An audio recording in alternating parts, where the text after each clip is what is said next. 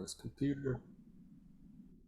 Okay, hi, I am Jeff. This is another episode of New World Chaos. I'm here today with Robin Carling. He is a social worker in the UK, and he has a very interesting story to tell.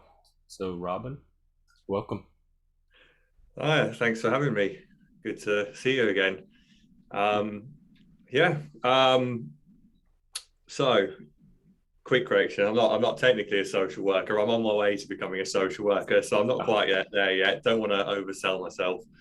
Um, but yeah, I saw the podcast episode you did recently with Rebecca about her experience of sort of existing in a bit of a bubble and coming out of that. And I thought, my story has lots of parallels to that and there's interesting things that are different to that because well I'll try and tell it in a narrative order, so I'll give a little bit of a who I was before I started on my journey, sort okay. of background bit. I was born in the south of England, in a city called Southampton. My parents, my mum was from the north of England. She had a fairly working class upbringing. My dad had a fairly middle class upbringing. Um, and they'd been living on a traveller site for a short period together prior to me coming into the world. Although I found out recently that I'd always been under the impression I was born living on a traveller site, but it turns out that they moved into a house for 6 months, just for the tail end of the pregnancy, before then moving back onto a traveller site. So I wasn't quite born on the site. Can you tell us what a traveler site is?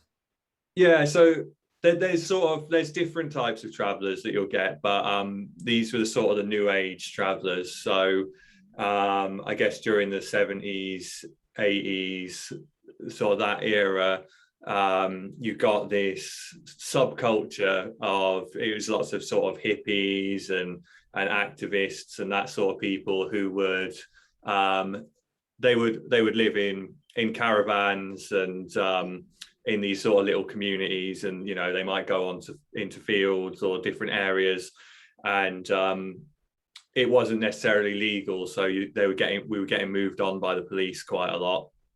And actually that's part of the reason. So in 1994, the so I would have been 3 years old. The British government brought in a new act called the Criminal Justice Act, which had quite a lot of laws which restricted the movements of travellers. And one of the consequences of that is a lot of the travelling community, the new age travelling community, because there's other travelling communities that wouldn't have taken the same approach, but lots of them went abroad. So some went to Spain, and in my family's case, we went to Ireland. And that's where I was raised from. I think I was 3 years old when I went there, 2.5, 3 years old, until I was 16 when I moved back to the UK. So I had a bit of a fairly interesting experience, really, because I carried on living on a traveller site until I was about 5 years old. And then when I went to school, we moved into settled housing, and that's what you'd call it. So travellers, when they sort of move into fixed housing, it would usually be referred to as settling. Um, and Yeah, so that was sort of in aid of giving me some stability so that I could attend school. And then my early experiences of school, because I was this little hippie traveller kid, long hair down to my bum, I was English. I was like basically the only English kid in my primary school, and so from day one, I was a bit of an outsider. And when they weren't first other people, I was highlighted for my long hair, so I cut my hair. Then I just got highlighted for being English instead. So there was always sort of something there. Um, so I would say I grew up a lot of my life, my early life, a little bit with a little bit of an outsider identity in some way. Like I was always a bit of a black sheep, and because I was going to school in sort of rural Ireland, most of the other kids in my class were sort of farmers' sons and daughters, and their aim was to go through school as they had to, and most of them would carry on the family farm and things like that. So yeah, as a I inherited a bit of rebelliousness and a bit of sort of anarchist spirit from my parents, and so the school system weren't really prepared to deal with me in any meaningful way. So I had a lot. I had a fairly, dramatic time at school. There was some issues with sort of like getting arrested for like petty things like criminal damage and just messing about as a teenager. But because it was sort of a small community with a very fixed way of doing things, I was very definitely highlighted as different in a way. And I had some really interesting experiences actually, because I never considered being English a key part of my identity at that point in life. But there's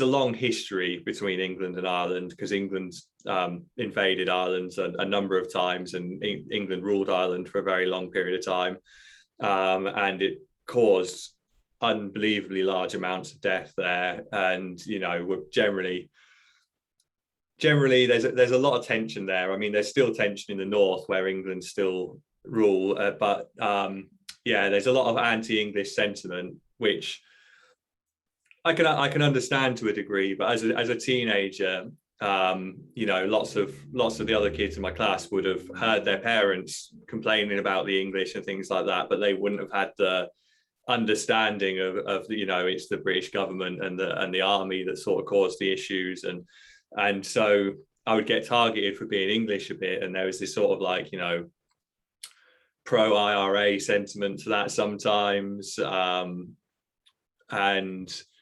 it triggered this weird response in me where I sort of adopted this approach of being a bit like, well, fuck you all, I'm proud to be English, when I'd never thought anything of being English before. So it was almost like I established that identity as a rebellion to this sort of feeling of persecution. And anyway, so I didn't get on with school at all. I had a very turbulent experience at school, and the school system's a bit different there to what it is in England. I don't know what it's like where you are, but I wouldn't have finished school till I was 19 there. But by the time I was 15, I was absolutely done with education, and I was not having any more of it. And I stayed until I turned 16, and basically it was like, I'm not going back. And so we ended up moving over to England, because in England at 16 you can go to college, and I enrolled in college to study music because music was my passion at that time. So then I came over to England, and then I had another weird experience, because in Ireland I'd always been the English kid, even though I didn't have any sort of concept of what it meant to be English, because I'd grown up in Ireland the whole time. Well, for the whole period I could remember anyway. And then I came over to England, and I was the Irish kid all of a sudden, because I had an accent back then that's long since faded. And I was the Irish kid, and there's things that existed in England, and it seems so simple, but these were really novel to me. Like, every town had a skate park that you could go hang out at, and that was unheard of in Ireland. You had like leisure centres where you could go to a swimming pool or to play sports and things like that, and we didn't have that in Ireland either. And like, you had good public transport, so you could get into the city if you wanted to, and that was really novel to me. And the towns were much bigger, so there was a real culture shock in coming to England of things that were that aren't really that novel to anyone who's grown up here. And so then I sort of I absolutely loved the fact there was a skate park, and I started hanging out there, and made sort of lots of connections there, and that sort of led me down not a dissimilar road to what I had in Ireland, but with much more sort of access to things. So I was getting in trouble with the police again, and I was started using different drugs and experimenting and all that. And my world got a whole lot bigger very quickly, and I was quite naive and not really prepared to sort of make choices in that big world because I was used to a very small world. So college, I studied music for 2 years and I absolutely loved that. It was night and day difference to school, but the main reason was that it was just me and a group of 12 other people. Most of us smoked weed all day every day, and we'd play music, and that was it. And that's what I'd been doing as my hobbies in my spare time prior to this. So it was an absolute revolution to me. And then from there, I went on to university to carry on studying music because that was that was all I knew and all I really wanted to do. And I'd been working part-time jobs alongside it in kitchens, but I'd never taken work particularly seriously. I was really committed to the whole idea of music. So I moved into the city to Bristol, went to this small university that was relatively new at the time, and started studying music. And that was another big culture shock for me. So I was 18 at this point. So I'd only been in the UK for 2 years, trying to get my head around the big differences between the UK and Ireland. And yeah, I was in this, and suddenly I was in a city, and the options for what I could do multiplied sort of imperceivably. And I found myself, I found the university experience very, very different to the college experience when I was expecting a lot of the same. And it reminded me a lot of school because there was more of an expectation. There was lots of sort of independent learning. And, my relationship with school had been so fractured that I sort of hadn't really spent the time learning those skills to study independently.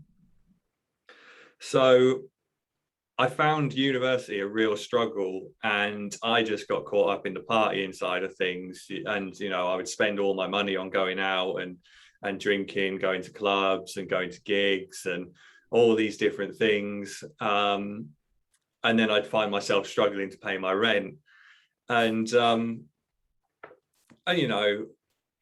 that's sort of, for a lot of people, that's probably the normal experience. And that's a bit of a rites of passage you have to go through, is the experience of getting it all wrong to learn how to get it right. But yeah, I sort of, so I lasted for a year, and it was around that time that I started to find that's when I sort of started to really find myself on the peripheries of this sort of social justice warriors, the sort of activists, that sort of community. But how that really happened. So I'd been raised vegetarian my whole life, me and both my siblings.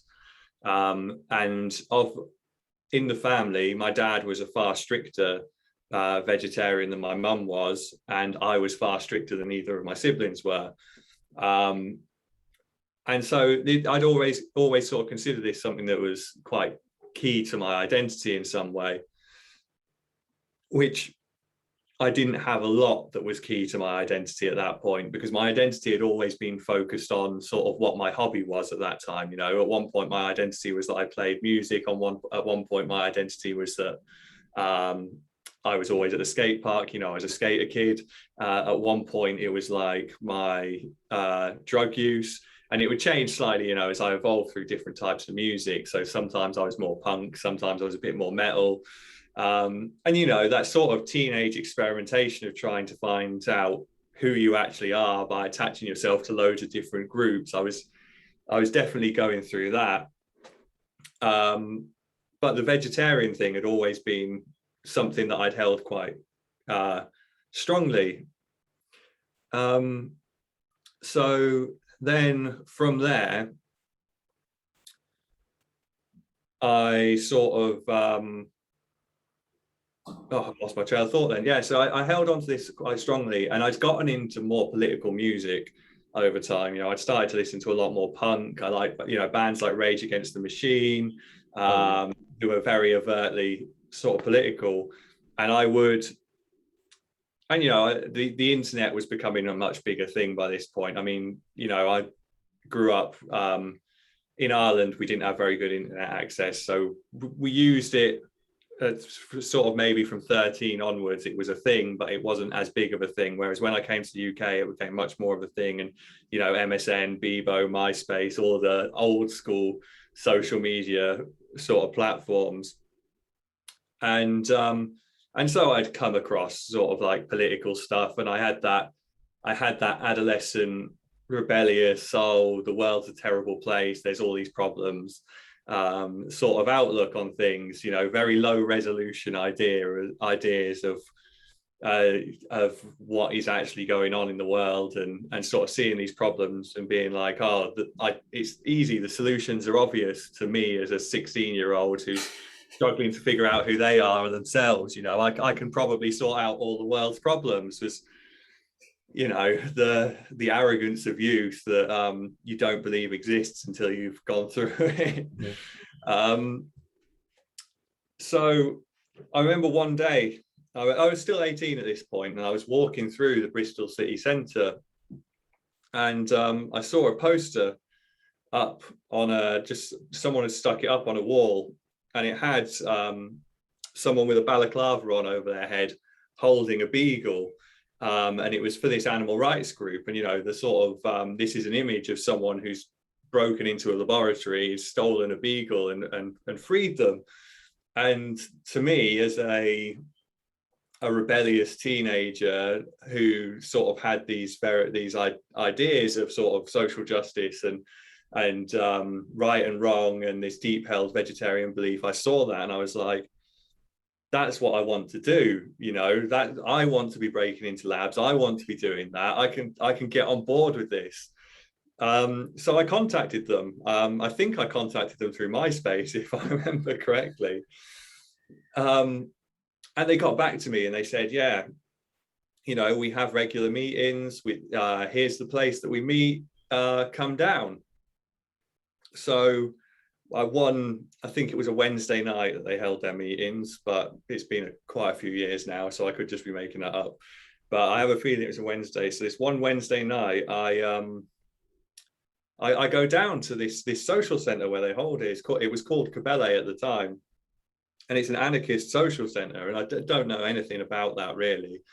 But I go down to see what this meeting's about, and I go there, and they're planning all these protests about animal rights, and everyone there's vegan, and I was sort of like, wow, I'd come across the idea of veganism before, and I actually remember this conversation with my friend in Ireland when I was about 14, and he explained to me what a vegan was, and I said, no, I'd never do that. That's way too extreme. Because obviously he was aware of how sort of strict I was about the vegetarian, and I said, no, I'll never do that. And then suddenly I was surrounded by all these people where I was the moderate one because I was a vegetarian. They were all vegan, and I was like, wow, this is so contrasting to my previous sort of views on it. So I started going on all these animal rights protests, and the people who were in it, I mean, they were lovely people who were involved in the group, but they were all involved in the social centre as well. And so I started to get exposed to all these other ideas, and there was like environmental stuff, there was the feminists, there was the anarchists, there was all different sort of groups who were going there, and all sort of, but it was for me, looking at it at that time, I didn't really know any better, but it was all part of one idea, one big idea, and this was just different ways in which people were acting out this one idea. But I didn't really know that idea very well, I was just being exposed to it. But what I did know is that it fit with all my sort of presumptions about how the world was, about everything that was wrong with the world, and the fact that there's obvious solutions. And I was being told that by a load of people around me. So I was like, yeah, I've got it right. And that feeds your ego. And as someone who'd struggled without any sort of identity up until this point and been experimenting a lot, this became my identity. You know, I was this animal rights activist, and it was. I sort of got more and more involved in that community. On my 19th, around my 19th birthday, I transitioned from vegetarian to vegan.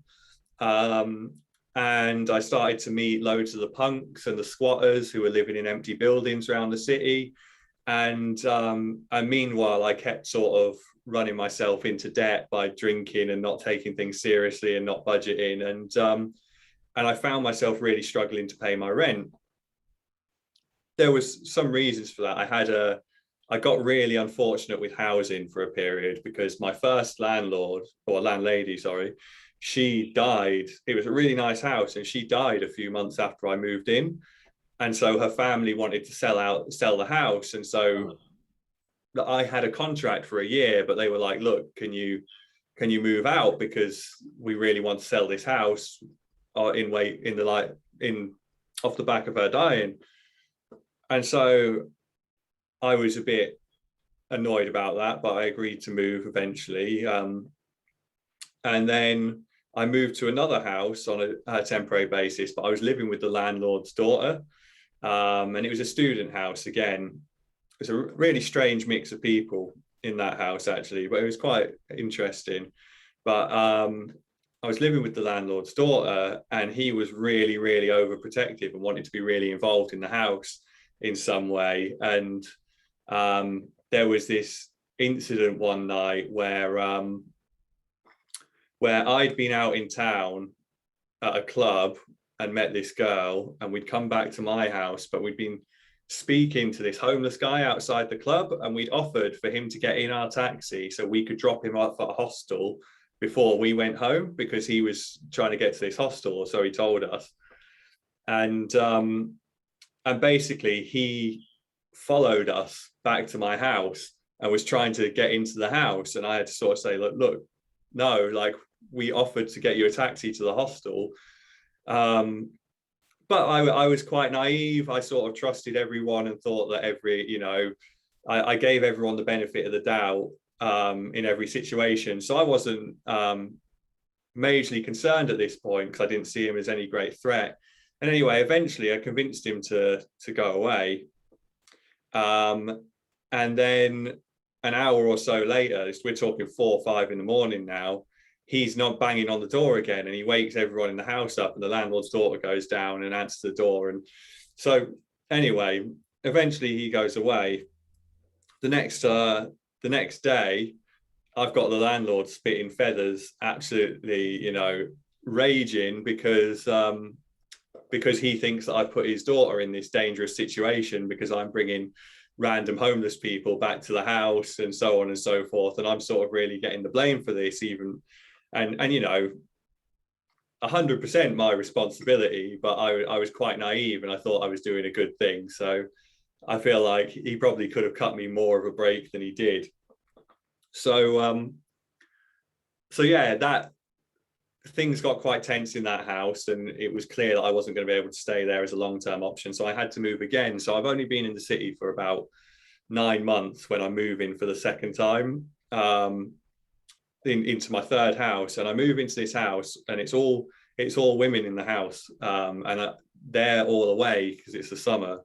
And I get there, and again, a really over-involved landlady who was in and out of the house constantly, keeping an eye on stuff. And I was just there in the house on my own for a few weeks, and she would literally, like, I'd get an angry phone call from her if I ate my dinner at like 11 o'clock at night, midnight or something, and I left the plate by the sink to wash up in the morning. I'd get a phone call complaining that I hadn't washed it up at the time. And so after a few weeks of that, like, the relationship with her got really tense really quickly. And she actually phoned me one day and said, look, I don't think this is going to work. I think you're going to need to find another house, and I want to get a woman in. So my first 3 houses in Bristol only lasted for about, well, I'd been through 3 houses in the space of less than a year. And obviously each time you end up losing a little bit of your deposit over something or Mm-hmm. other, because that's what landlords are like. So it was costing me quite a lot to move constantly. And then I moved into this one final place. I say final, it was my final one sort of student accommodation.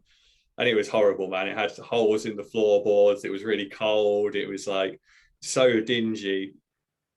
And I quickly realized that, I'm not doing this right and I can't afford my rent. But I'd made these connections with the sort of squatters of the city who are all involved in this political activism, which is why I've tangented off to all my different houses, because there was a reason. Um, and so eventually I reached this sort of crunch point where I said, I don't think I can afford to carry on paying my rent. And I was having this conversation with some of the squatters, and they said, well, why don't you start squatting with us? And I said, well, I might have to. So I made connections with a few people who were also looking for somewhere, and we went and broke into this house, this empty house, which was actually pretty crazy in itself, because so we didn't know the area. It's in an area called Easton in Bristol, which is a fairly, it's got quite a big Asian population, lots of Asian shops and things like that, but also a fairly big black population. At one point, so there's a main road that went through it called Stapleton Road, that according to the newspaper at one point was one of the most dangerous roads in the country or something. But that's sort of sensationalist stuff that newspapers do, isn't it? I didn't find the area particularly menacing, really. But so we got this little group of us together, and we found this empty house, and we knew it was empty because it had the metal plating over the windows and stuff like that, and it was next to a train line. And we go there at like 3 a.m. with crowbars to try and take one of these windows off to get into the house, and it's making this unbelievable noise. Like I've never, like I hadn't considered this at all. Like I hadn't really thought any of this through. I was just going with what was appearing in front of me. And it made such noise that we were like, okay, we're going to have to be really careful about this because otherwise we'll just end up with the police here. So we were there for hours, and we would wait, and as a train went past, we'd get the crowbars and start yanking, using the sound of the train for cover. And after a few hours we finally got in, but it was such a surreal experience. So we got in, put a head torch on because we don't know if there's any electricity, and everything is covered in this like fine black dust, like everything everywhere in the house. And I'm sort of looking around, and there's these big paper bags, and I grab one of them to look at it, and it says police evidence bag down the side of it. And so it's sort of piecing things together and trying to paint a picture of what's happening. And I find this A4 sheet of paper, and I pick it up and I turn it over, and it's a missing poster.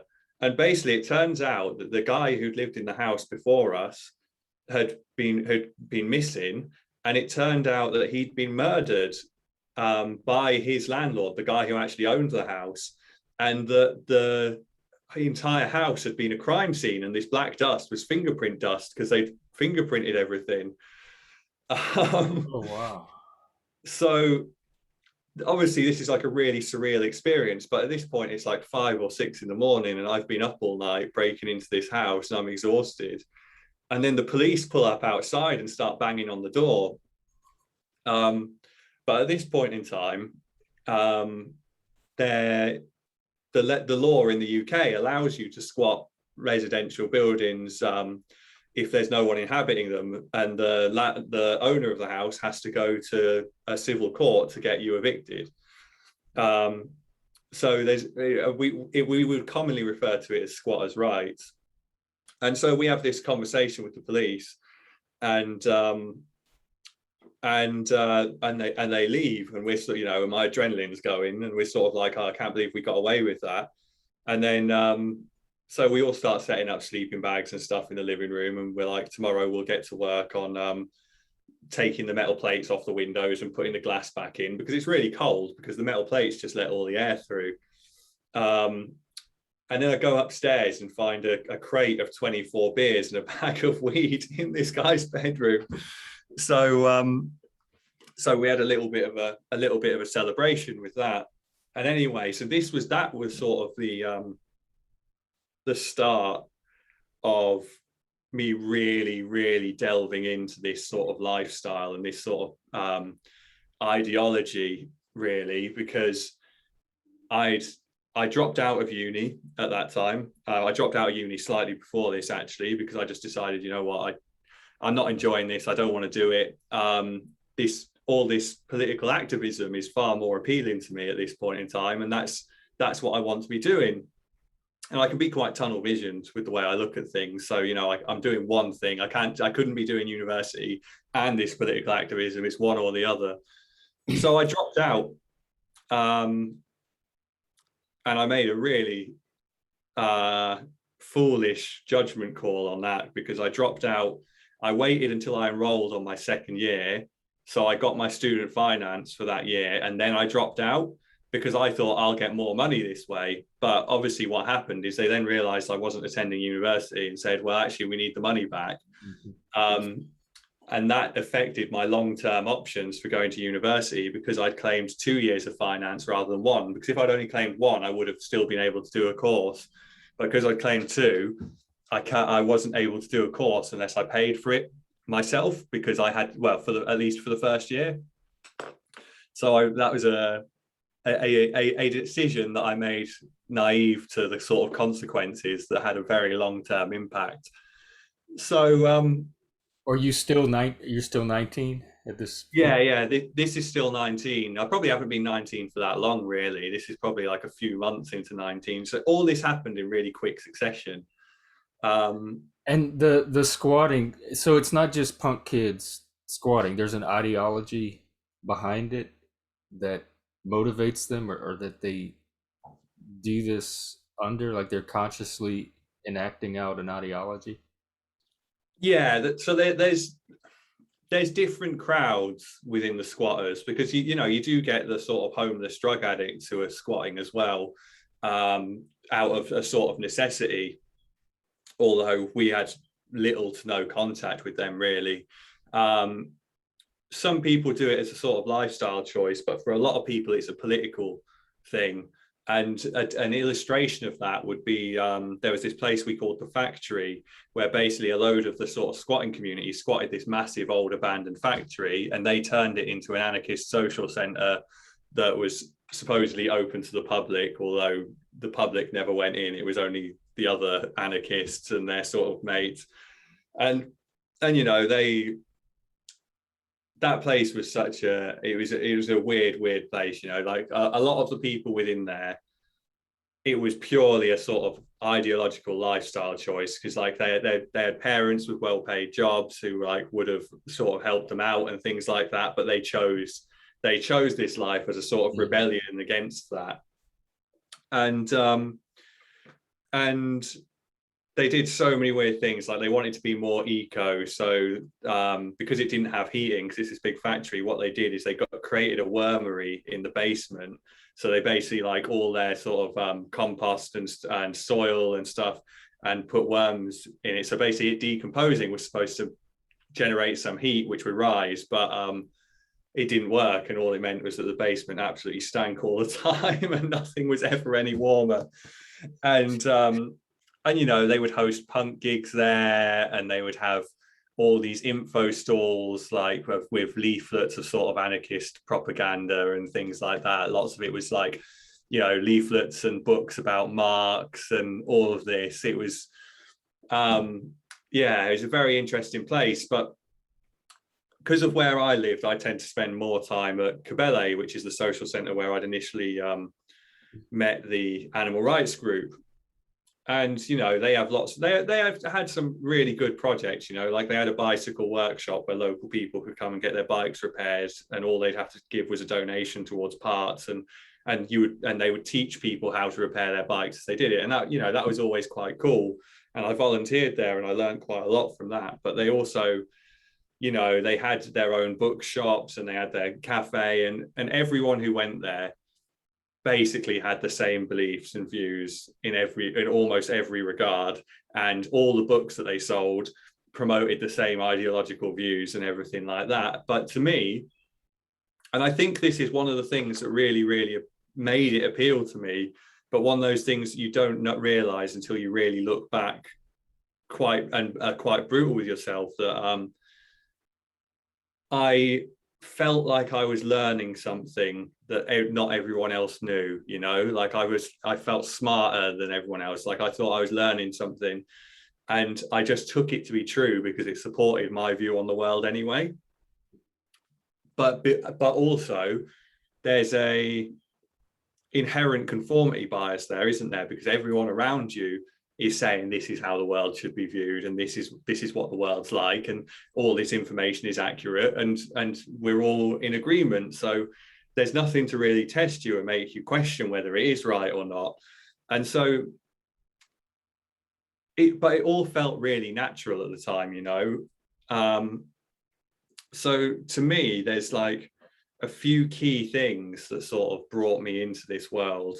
One was like my uncertainty around my own identity and that sort of exploration and exploring that I'd gone on, and I felt like this offered me a sense of, and on top of that, it wasn't just a sense of identity, it was a sense of community, because you know, I'd moved around a lot throughout my life. I'd lived in a different country up until I was 16. I'd only been in the UK for 2 years, and I'd only been in Bristol for 1 year. Or, well, I'd been in the UK for about 3 years, so, and Bristol for 1 year. So I didn't have a settled group of people around me, you know, like my school friends were in a different country and I didn't have much contact with them. There wasn't anyone that I had that connection with. So I was sort of always looking for somewhere to fit in. So I very quickly adopted the sort of punk uniform. You know, I was wearing combat trousers and a black hoodie all the time, band t-shirts, sometimes with the sleeves cut off. I had a mohawk, you know, I had the full lot, a big like sort of jacket with loads of holes in it, and Safety never pin. getting new clothes. So I sort of really adopted the identity and the uniform and all of the beliefs that came with it. And you know, there were some great things about that sort of sense of community and that sense of belonging. But I started to do, I mean, whether or not I would have done these things anyway is going to be open for debate. But I started to get into a lot more trouble with the police over time. Like, I mean, I was doing a lot of shoplifting and things like that because I was only claiming benefits. I wasn't working or anything at this point in time. So I was, and part of that, you know, this whole ideology sort of rejected the idea of work. Like work was almost seen as selling out, and you know, we were almost, in some sense, we were trying to recreate almost like a hunter-gatherer type lifestyle, because you'd go out and you'd shoplift, or you'd go into bins at night from supermarkets and take all the food they were throwing away. And like, it was about going out and seeing what you could get for free, regardless of the sort of whether that, you know, any bigger picture of whether that's the right thing to be doing or not. And I remember we would have these conversations about where was okay to steal from and where wasn't, and big supermarkets were always okay to steal from and little ones less so. But we would find a reason that everywhere was a legitimate target. You know, if we went to a nice little independent health food shop, we'd be like, oh, they're really middle class and their food's all overpriced, so not everyone can afford it anyway, so I'm well within my rights to steal it. And that's the sort of logic we were applying to things. And I can look back on it now, and there was so much of the sort of the postmodernist idea, you know, of everyone was defined by a group characteristic, and there was oppressors and oppressed. And so if, you know, white people had it coming to them, men had it coming to them, the middle classes had it coming to them, you know, everywhere had it coming to them if you could find one box they ticked that made them an oppressor. And you were conscious of this at the time? That I was conscious of it in a very different way to what I am now, because like I was aware. Now I can recognize that it's riddled with pathologies and contradictions, but then I believed that, like I was conscious that that was the justification we were using, but I believed that it was right to use that justification. And, I look back on it, and in some ways, I can see how it's easy to get indoctrinated into a cult or something. I'm careful how I speak about this, because I met some really good people through this who I've still got a lot of time for and a lot of respect for, but they're just captured by this ideology that I was also captured by, and don't recognize sort of how messed up it can be. But we got into some really serious stuff. Like at points, I was going on protests almost every day of the week for different things in different places. But I remember, was it 2010, 2011, something like that? There was a big wave of sort of student protests across the country, and lots of stuff against the Conservative government. And the Conservatives were the most evil thing that ever existed, as far as I was concerned and the community around me was concerned. And so I was going down to London to go on these marches that were turning into riots, and we were running around sort of smashing windows, and the cliche putting a brick through a Starbucks window. Like that's the sort of stuff that I was involved in. There was a series of riots in Bristol in 2011, and I was involved in all of those as well. Although I should probably be careful as to what I say, because the police aren't aware of my involvement today. And so it's not like it was just a social centre where we were preparing food for the cafe, and everyone could eat for a donation, and that we were sort of sitting around reading these books. It was being translated into action, but fairly severe action. And I found myself arrested in the space of about 3 or 4 years. I probably got arrested about 12 times, I would say. And I got convicted about 4 of those. So I ended up with a criminal record pretty quickly.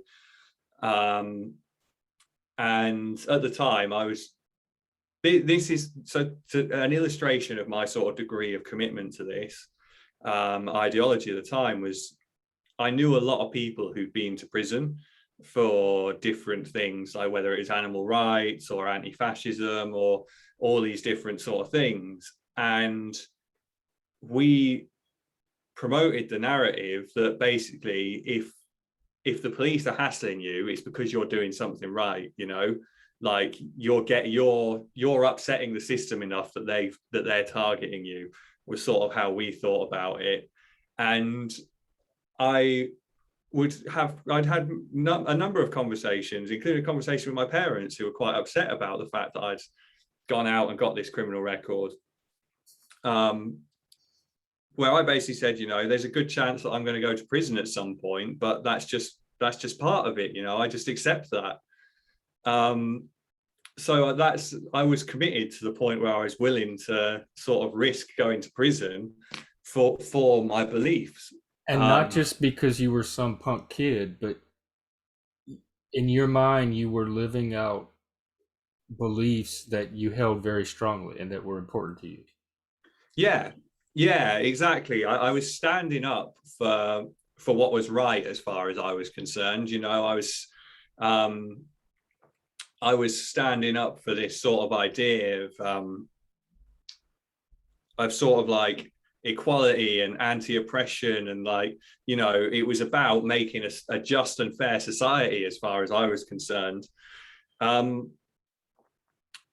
And that was the narrative that was sort of permeating everything. And I even got involved there was a point with all the student protests where they would take over the university buildings and occupy a room, and basically sort of hold this room to ransom, and try and hold administrative the university administrators to ransom and basically say Oh. we have a list of demands, This and was we're not. before Evergreen. They were doing this even before. When was I Evergreen? think that was 2017. Yeah, so this is 6 years, but 6 7 years before Evergreen. Wow. This would have been 2010, 2011, I think.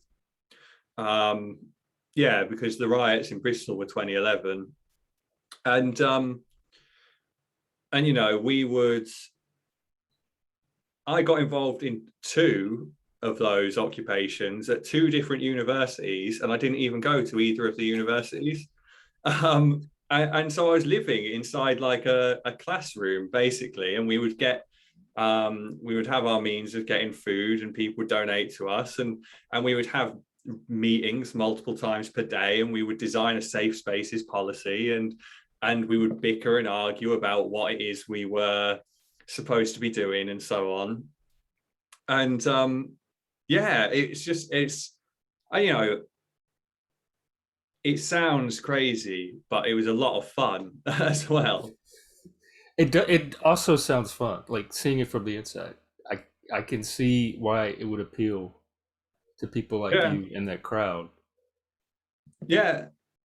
I think the crowd is such a key part of it as well, because you know that, like, if you're there as a group and you're all chanting the same chants and you're all sort of sharing the same cause and you all sort of feel unified in it, then it's very easy to convince yourselves to do something more grand. And you egg each other up, you hype each other up, and before you know it, things that you would never do while you're on your own, you're doing because you're part of the crowd. You'll engage in a riot because you're part of this group. It's like a group think thing that starts to go on, and you get captured by it. And yeah, and so after a while, so the squatting became really difficult. I was never very good at it, basically. I wasn't very good at finding decent empty buildings to squat, and so I lived in some horrible places. There's this one that we famously called Wasp's Nest, because it was these flats above these garages, and there was an old settee broken up outside of it, and there was a wasp's nest in it, so we constantly had wasps flying into the house and stinging us. It was really annoying. So we nicknamed this house Wasp's Nest, but it didn't have any running water or electricity, and we lived there for months, and there was like 7 or 8 of us living in a like 4-bedroom place without any water or electricity. There was a courtyard to the garages that had a cold tap, and that was our only source of water. But what we did is we broke in through the roof of the garages, made a rope ladder so we could get down into the garage, and then went out through the garage to this courtyard to get water. So we were having to fill up bottles and do this whole faff to get water. And even like going to the toilet, if you wanted to flush the toilet, you had to fill the cistern yourself with water. And at night we navigated around by head torches. So I was living a pretty grim existence by all counts. And I look back on it now and sort of go, I can't believe I lived in those conditions. But I had this really, the last sort of squat that I was in, we got in there the night before, and it was apparent that this building had been squatted before. It had been empty for quite some time, and people had obviously squatted it before and been evicted. We got in there the next day. The police turn up with bailiffs, and we haven't been to court or anything, so technically we shouldn't have been evicted. And so I'm stood there at the window talking to the police, and they're basically saying, let us in. And I say, well, I'm not letting you in because we only just got here. You have to take us to court. And the police officer pulled his truncheon out and smashed the window in my face. Then they booted the door in and basically dragged us all out into the street, gave us half an hour to get our things out. I got my things out. And at this point, so there was a big network of squatters within there was a sort of squatting community as such. And if you were getting evicted, you sent a text to people in this, and they sent a text to everyone they know. And before you know it, you end up with loads of people turning up. And so we ended up with, like, within an hour, we had 30 or 40 people turning up to support us. but that just meant the police brought in loads and loads more police, and it started to get really tense. And then and basically the police started shoving me down the road and telling me I had to leave, and all my belongings were there. So I sort of kicked off and started screaming and shouting, and then I got arrested. And after that, I sort of I had my 20 hours in a cell or whatever it was, and I sort of came out, and my friends offered me to stay in their spare room, and I just thought to myself, I can't do this squatting anymore. Like, I'm just so stressed constantly, and I'm moving house every few weeks because I haven't got anywhere stable, and I lose quite a lot of my belongings a lot of the time because I'm not always leaving in quickly, or sort of I'm not leaving with any warning. So it's a really intense and surreal sort of experience. And I decided, so me and a few friends, well, me and one friend actually, a good friend who moved away from all that stuff a lot quicker than I did, and I'm still good friends with him. But me and him decided that we were going to try and rent somewhere together. So we scraped together some money over a few months, and we managed to get a deposit down for a house, and we started renting somewhere. But we also let several of our mates from the squatting community just come and live with us, subletting, and so that we weren't paying very much in rent, but the house was really overcrowded again. But we were sort of used to living that way to some degree. So it was, a really, really intense period. And so I got out, and I was still really involved in it though. I'd started renting, but I was still at the social centre all the time. I was still at the protests all the time. I was still getting arrested. And it got to the point, I remember, so I was quite involved in the anti-fascist group, which are quite different from what people sort of know Antifa to be now, because Antifa it wasn't spoken about as much then, and it was a lot less broad in its goal, if you know what I mean. Like, we were very specifically focused on countering people who are on the very far right. So nowadays it's sort of like anyone who's not extreme left is a target to Antifa, aren't they? Whereas then it was like you'd have to be a certain degree right, like a fairly big degree to the right, to be a target for Antifa then. Did you consider yourself Antifa at the time? Was that Yeah, the term that was in use? yeah. Well, we would we would use terms like that. We would say anti-fascist, Antifa, AFA, which was anti-fascist action. So they were sort of like interchangeable terms for it. And we did use violence as a tactic, and the argument for that was that the far right use violence as a tactic, so we have to fight fire with fire because that's the language they understand, and that was how we justified it. And it was a very definitely ends justify the means sort of ethos, which obviously, I mean, people watching this might not know that, but from what you know of me, that's not my belief nowadays.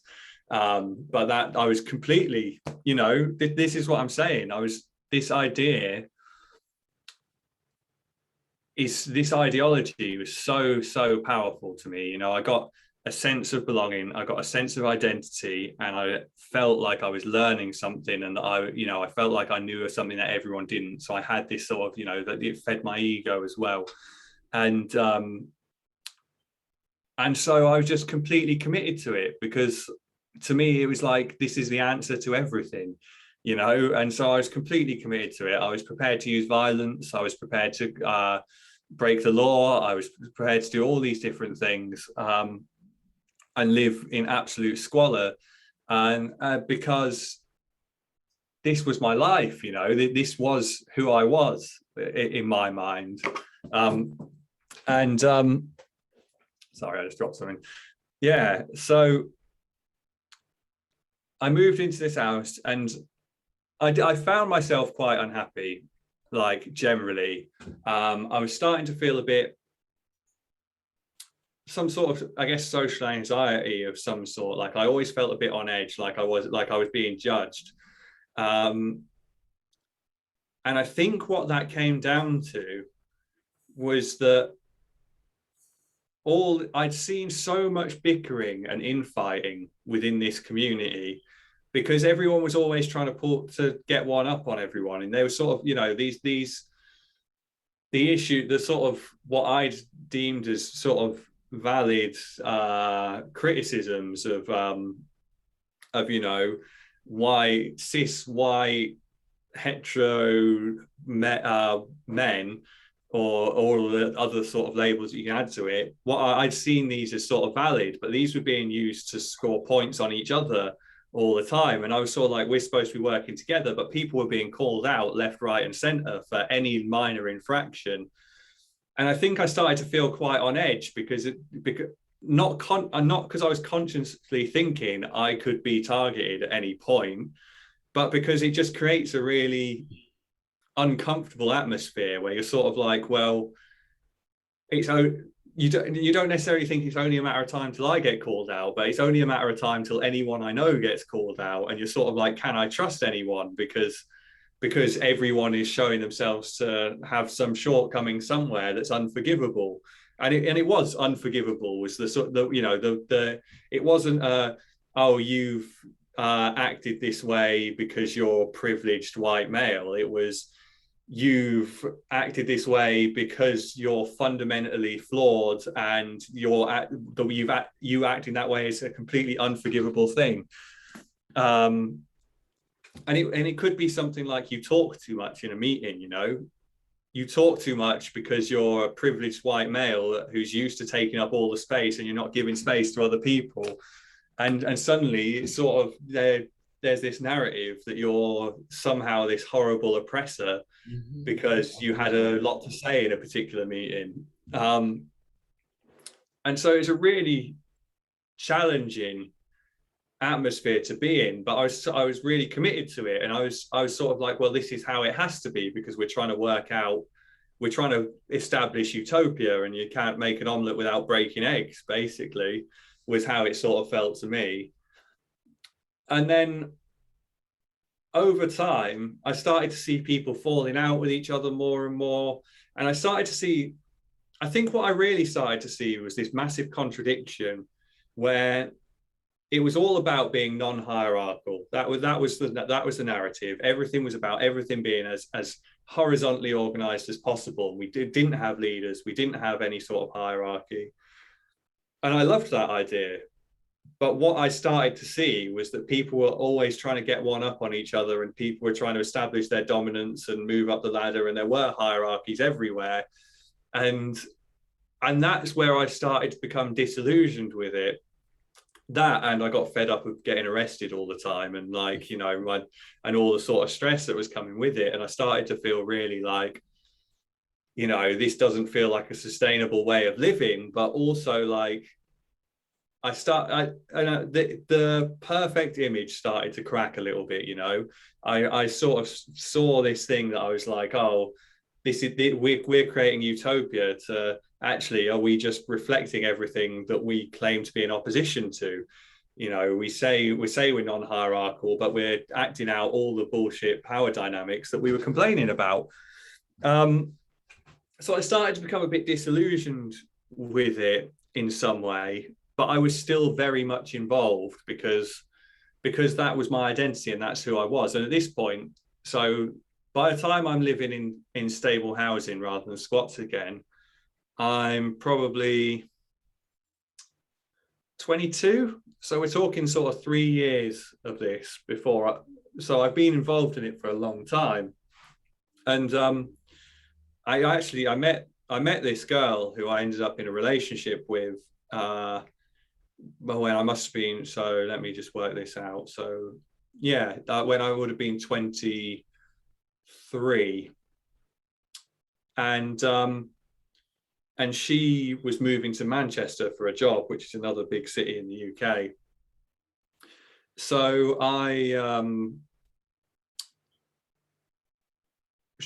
we hadn't been going out for that long, and she didn't want us to move in together. She was much more sensible. I'm still friends with her now, actually, but she was more sensible because she had a job, although she deliberately got a job in animal rights organizations, and she would rent. So she had her head screwed on a bit more, and she engaged with this stuff in a more sustainable way, I guess. So she Um, was part of the group too. You met her through this Yeah, circle. I met her through our mutual politics and animal rights sort of stuff, and we would go to these international gatherings in Europe, sort of mainland Europe, relating to animal rights. So we would go and meet up with all the animal rights activists from different countries for a weekend and things like that. So we would travel to those, and basically, I didn't want to do the long distance relationship thing. I wanted the relationship. And at this point, so the anti-fascist stuff I'd done, I don't know if you'll have come across them, but there was a group called the English Defence League who were a far Defense right League? English Defence League, or the EDL. And they were a far right group that were primarily focused with sort of an anti-Islam message, but they were proper on the edges of fascism, sort of like far right group, not dissimilar. Not that far removed from groups like Combat 18, who were openly neo-Nazi. Like they would share some members and things like that. Um, and they were coming to Bristol, and I was involved in the anti-fascist organising against it. And I went out spray painting anti EDL messages in advance of them coming, and I got arrested for it. Ridiculous situation. So I was spray painting in an underpass that was already covered in spray paint. I had a friend with me who was supposed to be being my lookout, and I basically, I was in the middle of spray painting. I looked up, and there was two police right next to me. And then he shouted police, and he was on a bike and he rode off. And I had like 8 cans of spray paint on me. So I just ran, and these police ran after me. And I went all through this underpass, out up onto the streets. I jumped into a car park. I ran across this car park, jumped over the other side. I looked back, and the police were only just coming into the car park. And I thought to myself, yes, I've got away with this. I'm way ahead of them. I've still got loads of energy left. And if I get 2 more streets away before they see me, I can get into my house.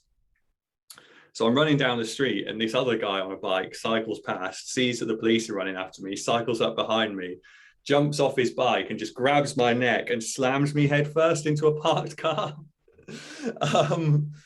And then holds me there until the police get there. And the police were absolutely horrible to me, like they handcuffed my hands behind my back. And this police officer was going to me, "You fucking prick, you little scumbag, blah, blah, blah, blah. I'm going to fucking get you. We're like special branch, going to rip the shit out of you. You're going to prison, and there's nothing you can do about it." And they were dragging me down the street. And then we get to this corner, and he's like, "Right, wait here," and kicks my feet out from under me. So I just fall like flat because my hands are behind my back. And I just fall like basically face first onto the ground. And so it was a pretty scary experience, to be honest, because I'm on my own with my hands but stuck behind my back, and these 2 police officers being really aggressive towards me, and like it's dark in the middle of the night, and there's no one else around. So basically, what they tried to do is they tried to stop me from going to this anti-EDL march. So I had a bail condition that said I wasn't allowed to go on any protest, demonstration, or march in the entire UK. Or I wasn't allowed to go within 100 meters of one. I wasn't. There was a few other things, but one of them was I had to sign on at the police station on the day the march was going on. So I had to go into the police station so they could verify I was there, so that I wasn't at the march. And I went to this. Basically, because it was a big thing, they drafted in police from other areas, and they gave them cards with pictures and names of who to look out for on both sides. And my name and face was on this card. So all of the police in the area knew me. And on the day I went to go to the police station to answer bail like I had to. And as I was on my way there, the police stopped and searched me. And I was like, "Are you kidding? Like, from your checks that I'm going to answer bail at that police station that you can see now do you think I'd bring anything with me that's going to get me in trouble when I'm going to the police station? And they searched me, and they gave me my receipt to show I'd been searched, and I was being cocky, so I screwed it up and I threw it on the ground. I went into the police station, answered bail, came back out, and another police van stopped and searched me. And I said, I've just been searched. And they said, well, have you got the receipt? And I went, no, I threw it away. Oh. So I got searched again. But after that, I would walk around Bristol, I'd be minding my own business, going to do my shopping, and police officers would stop me because they'd know me. And so I'd get hassle from the police all the time. And I was feeling really stressed out by this. So I wanted to leave Bristol because I was like, I'm so sick of just being hassled by police everywhere I go all the time. So when my girlfriend at the time moved to Manchester for this job, I went, I'm coming to Manchester. And she didn't want to live together, but I was like, well, I'll sort something out once I'm up there. So I had a bit of a weird period where I was mostly living with her. Then I went to Liverpool, which is right next to Manchester, for a little bit. And I was sort of at this point, I was trying to establish something a little bit more normal as a life, like I was looking for work half-heartedly. I was wanting to be in a rented house. And then I'd been involved in sabotaging fox hunts and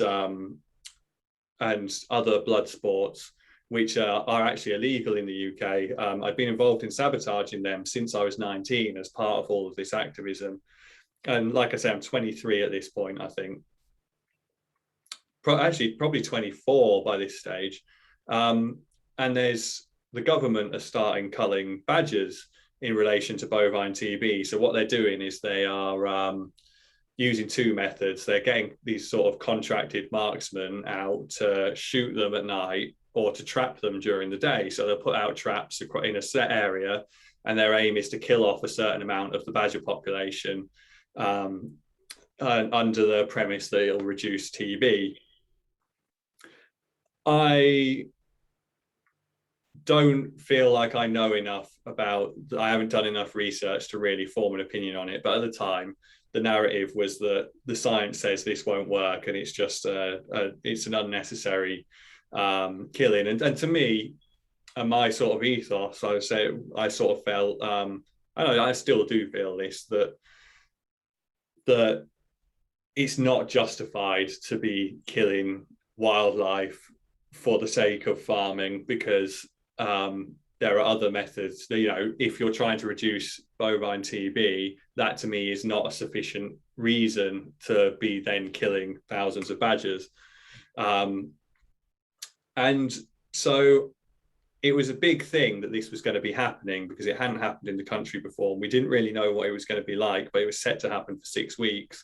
And all of the people who were involved in sabotaging hunting generally, it was sort of like what we were talking about, and it was where a big focus was coming. So when that started in 2013, I didn't have a job or anything. So I went down there and I was like, I'm going to be here for the whole 6 weeks, and I'm going to be committed to this, and this is what I do until it's over.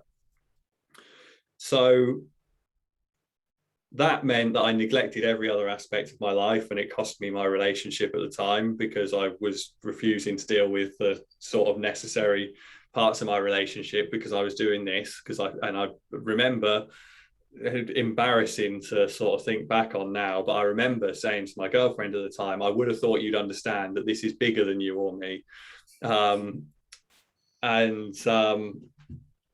Yeah. But what this involved was that we would go around all night. At first, we didn't really have any sort of idea what we were going to be doing, so we were working it out. But we'd go around this area of countryside throughout the night, looking for people who were shooting badgers, with the idea that if we get legally, they have to not shoot if you're in a field with them, because they're licensed to have firearms and things like that. And there's very strict conditions to that, because I'm sure there's strict conditions on what you can do with a firearm in America, but you're far more lenient about guns than we are, because only a select number of people can have guns in this country under strict licensing. It's not a right or anything like that. We're not big on firearms, but so So I was doing this every night for these 6 weeks, but then in the day I would go and I would look for evidence of where they might be shooting. I would look for traps and things that they might be used to kill them. And so for this entire 6 weeks, I would say I averaged about 4 hours sleep per night, and I was probably walking 10 to 15 miles per day minimum, every day. And I was putting myself in incredibly stressful situations. You know, we were getting stopped and searched by the police all the time. I think I got arrested 3 times in that period. And, you know, in some sense, although I always felt a reasonable degree of safety in this, in some sense, you're risking your life because you're going into the middle of a field in the middle of nowhere in the middle of the night. So it's pitch black and there's no one around to try and stand in front of someone with a gun.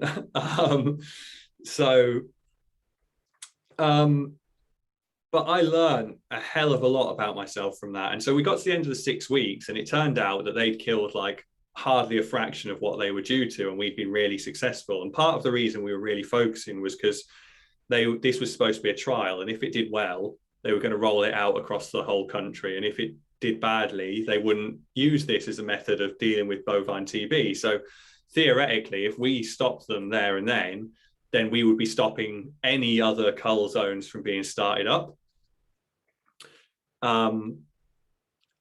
And so we were really, really committed to it. And we got to the end of the 6 weeks. They'd massively missed their target, and we sort of felt great about that.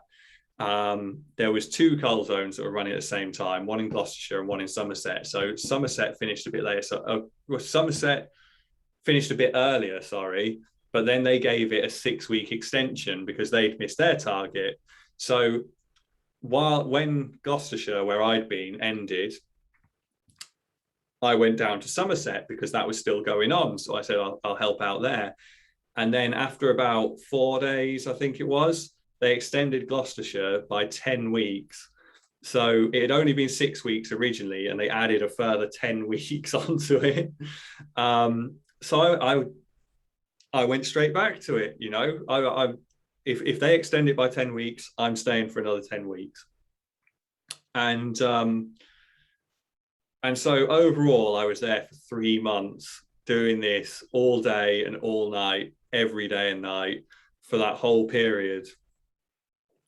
But I learned some really, really important things that have stuck with me since then. You know, I saw who I am when I'm under pressure.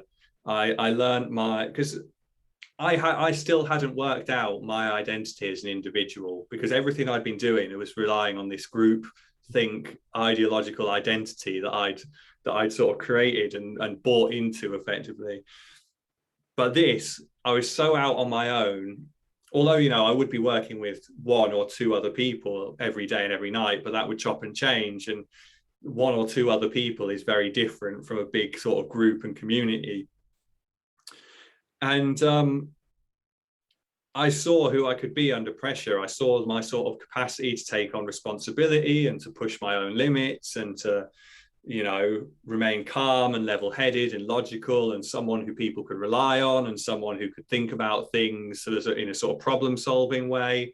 I sort of saw my own abilities, a sort of commitment, and all these sort of positive traits, because I wasn't particularly self-confident before this. I had quite low self-esteem, really. I remember having a conversation with that same girlfriend from Manchester who I broke up with me during the cull, but I feel like it's unfair to say she broke up with me. I forced her to break up with me by my by my actions.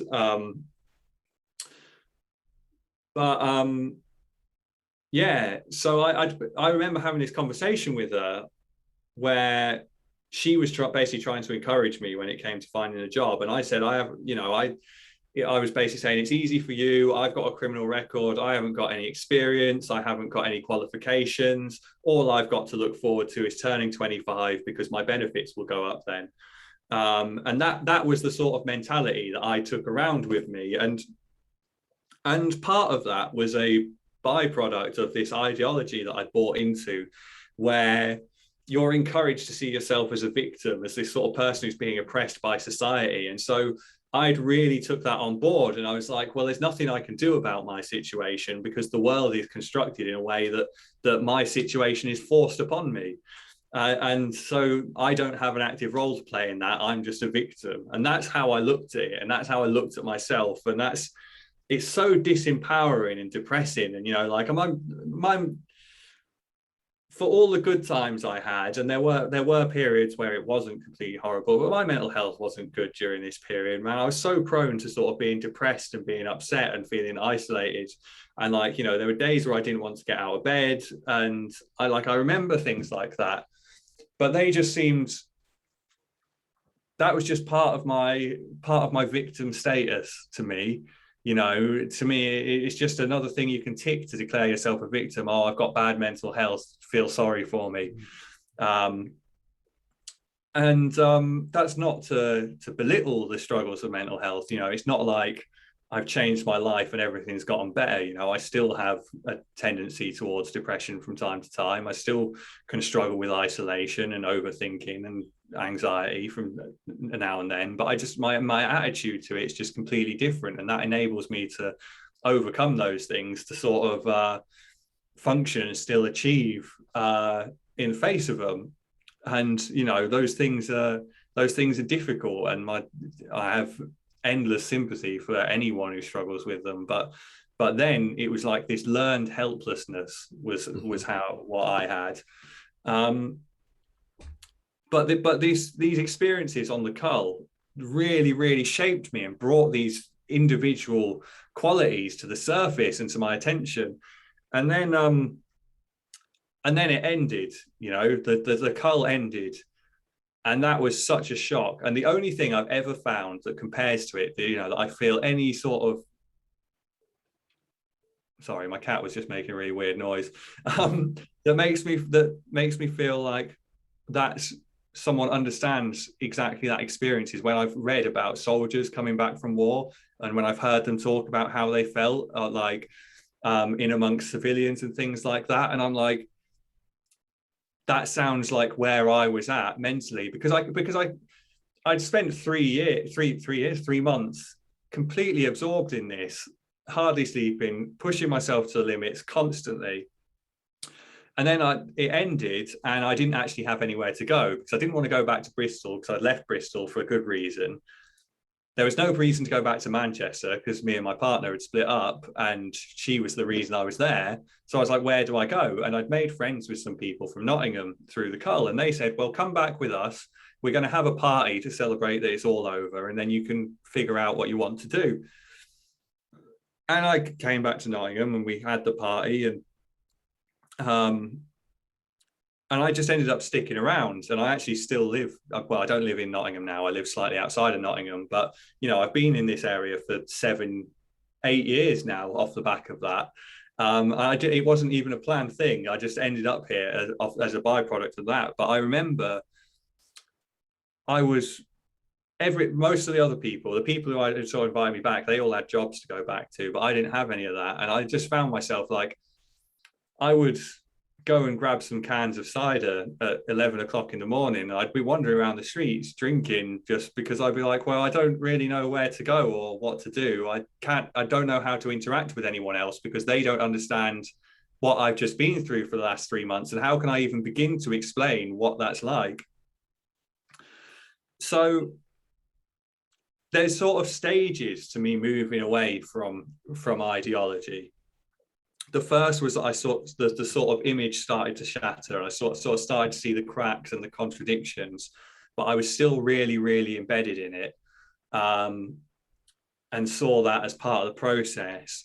Then I had this that developed a real sense of sort of individual identity within me, and I found out who I was.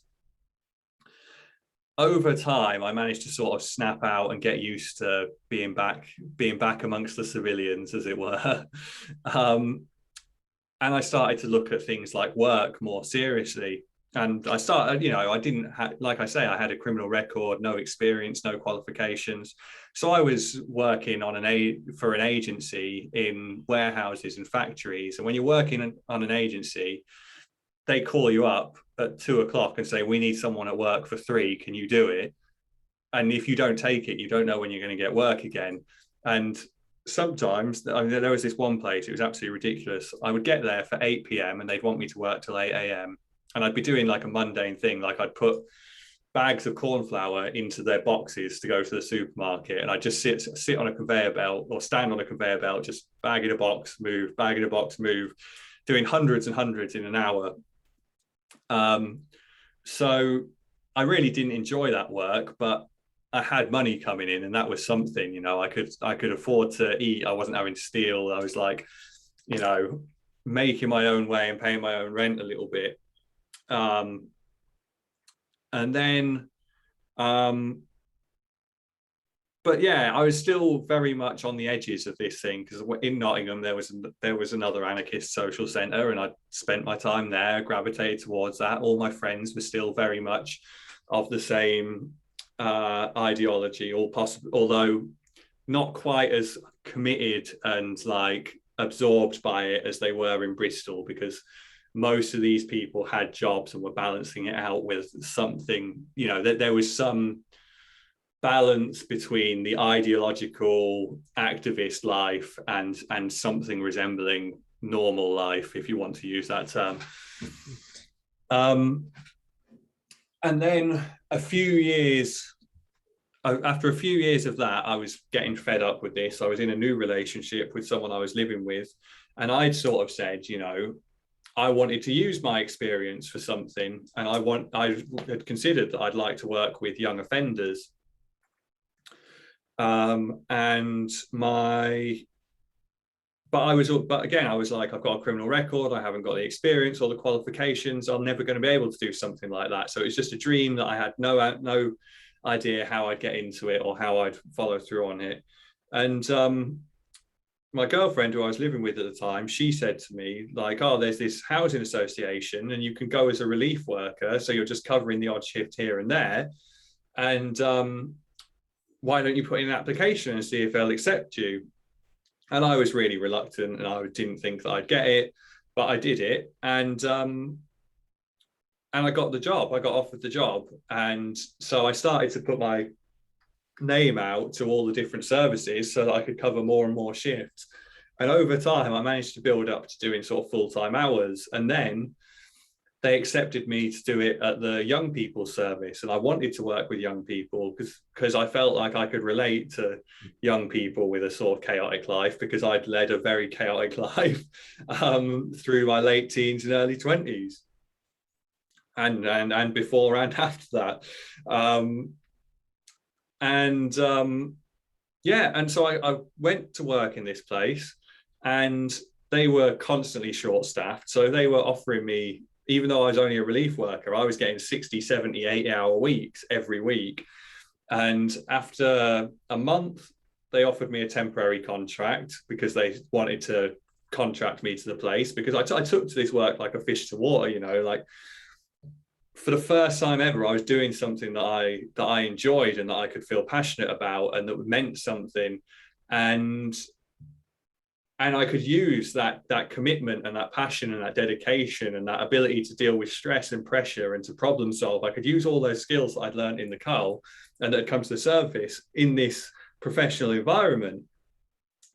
And so after a month, they gave me a temporary contract. A month after that, they gave me a permanent contract. And then 6 months later, I got a promotion.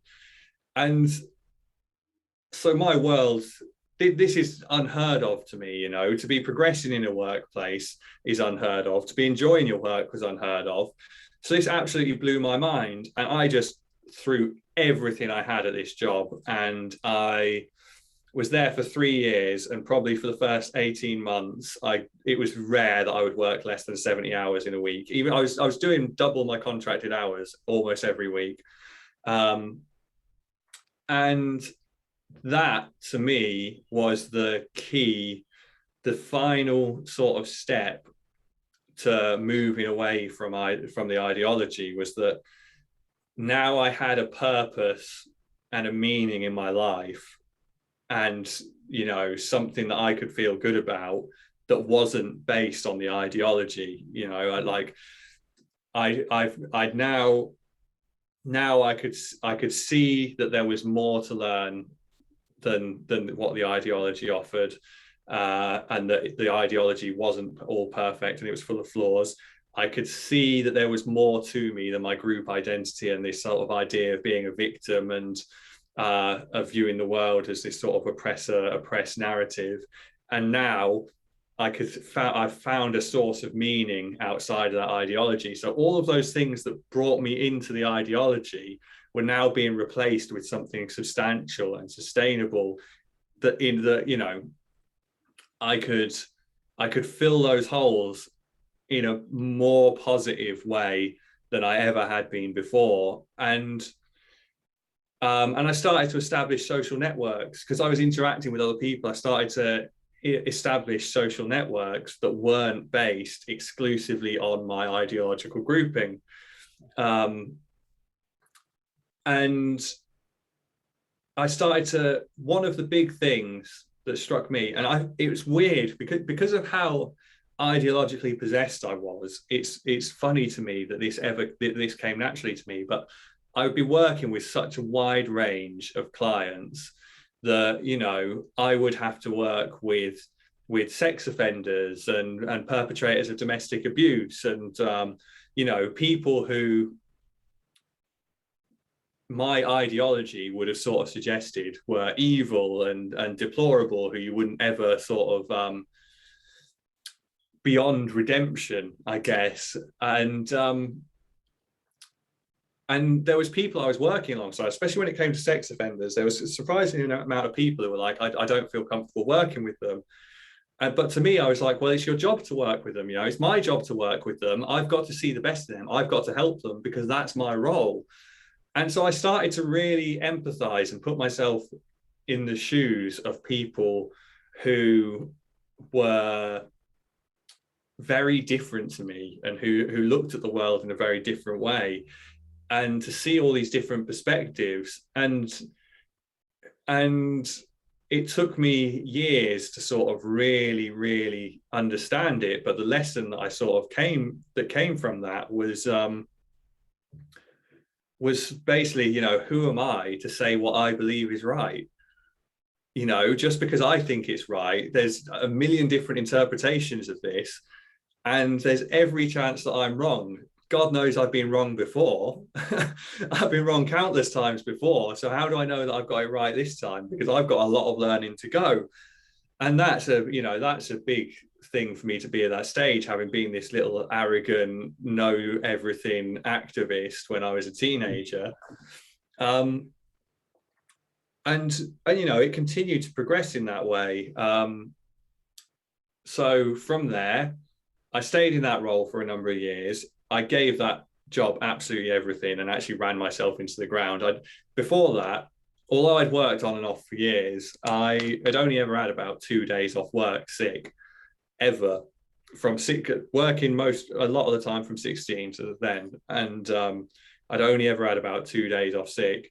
And I ended up off for 2 months in my last 6 with stress and depression, because I basically absolutely burnt myself out by trying to sustain 70-hour weeks for forever. And I also had other things going on in my life. You know, I'd got into a relationship that was fairly turbulent. We were drinking a lot and using a lot of cocaine, even in the middle of the week when we had work the next day. And the thing that really sort of sent me over the edge at that point in time was we'd been out watching football together and drinking, and we were walking home, and she just had this freak out, and she started hitting me, and it just sort of completely blew my mind. I just didn't know how to deal with it because, you know, she wasn't very strong, and I've done a fair bit of self-defense training over the years, and like I work out and I'm fairly active, so it's not like she could really do me any harm, and I was just sort of batting away her hands to protect myself. But just the experience of having someone that you love uh, aim that anger and violence towards you, I couldn't deal with it at all. Um, and yeah, it sent me on a really negative spiral, and I ended up off sick from work with stress, because while I was spiraling with that, I couldn't deal with the pressures of work. And so I decided that I needed to leave that job, and I got offered another job with the council working with care leavers. So it was, 18 to 21-year-olds who'd been in care, and they were it was very much the same client group I'd been working with, but to the point where I literally had some of the same clients on my caseload in both jobs.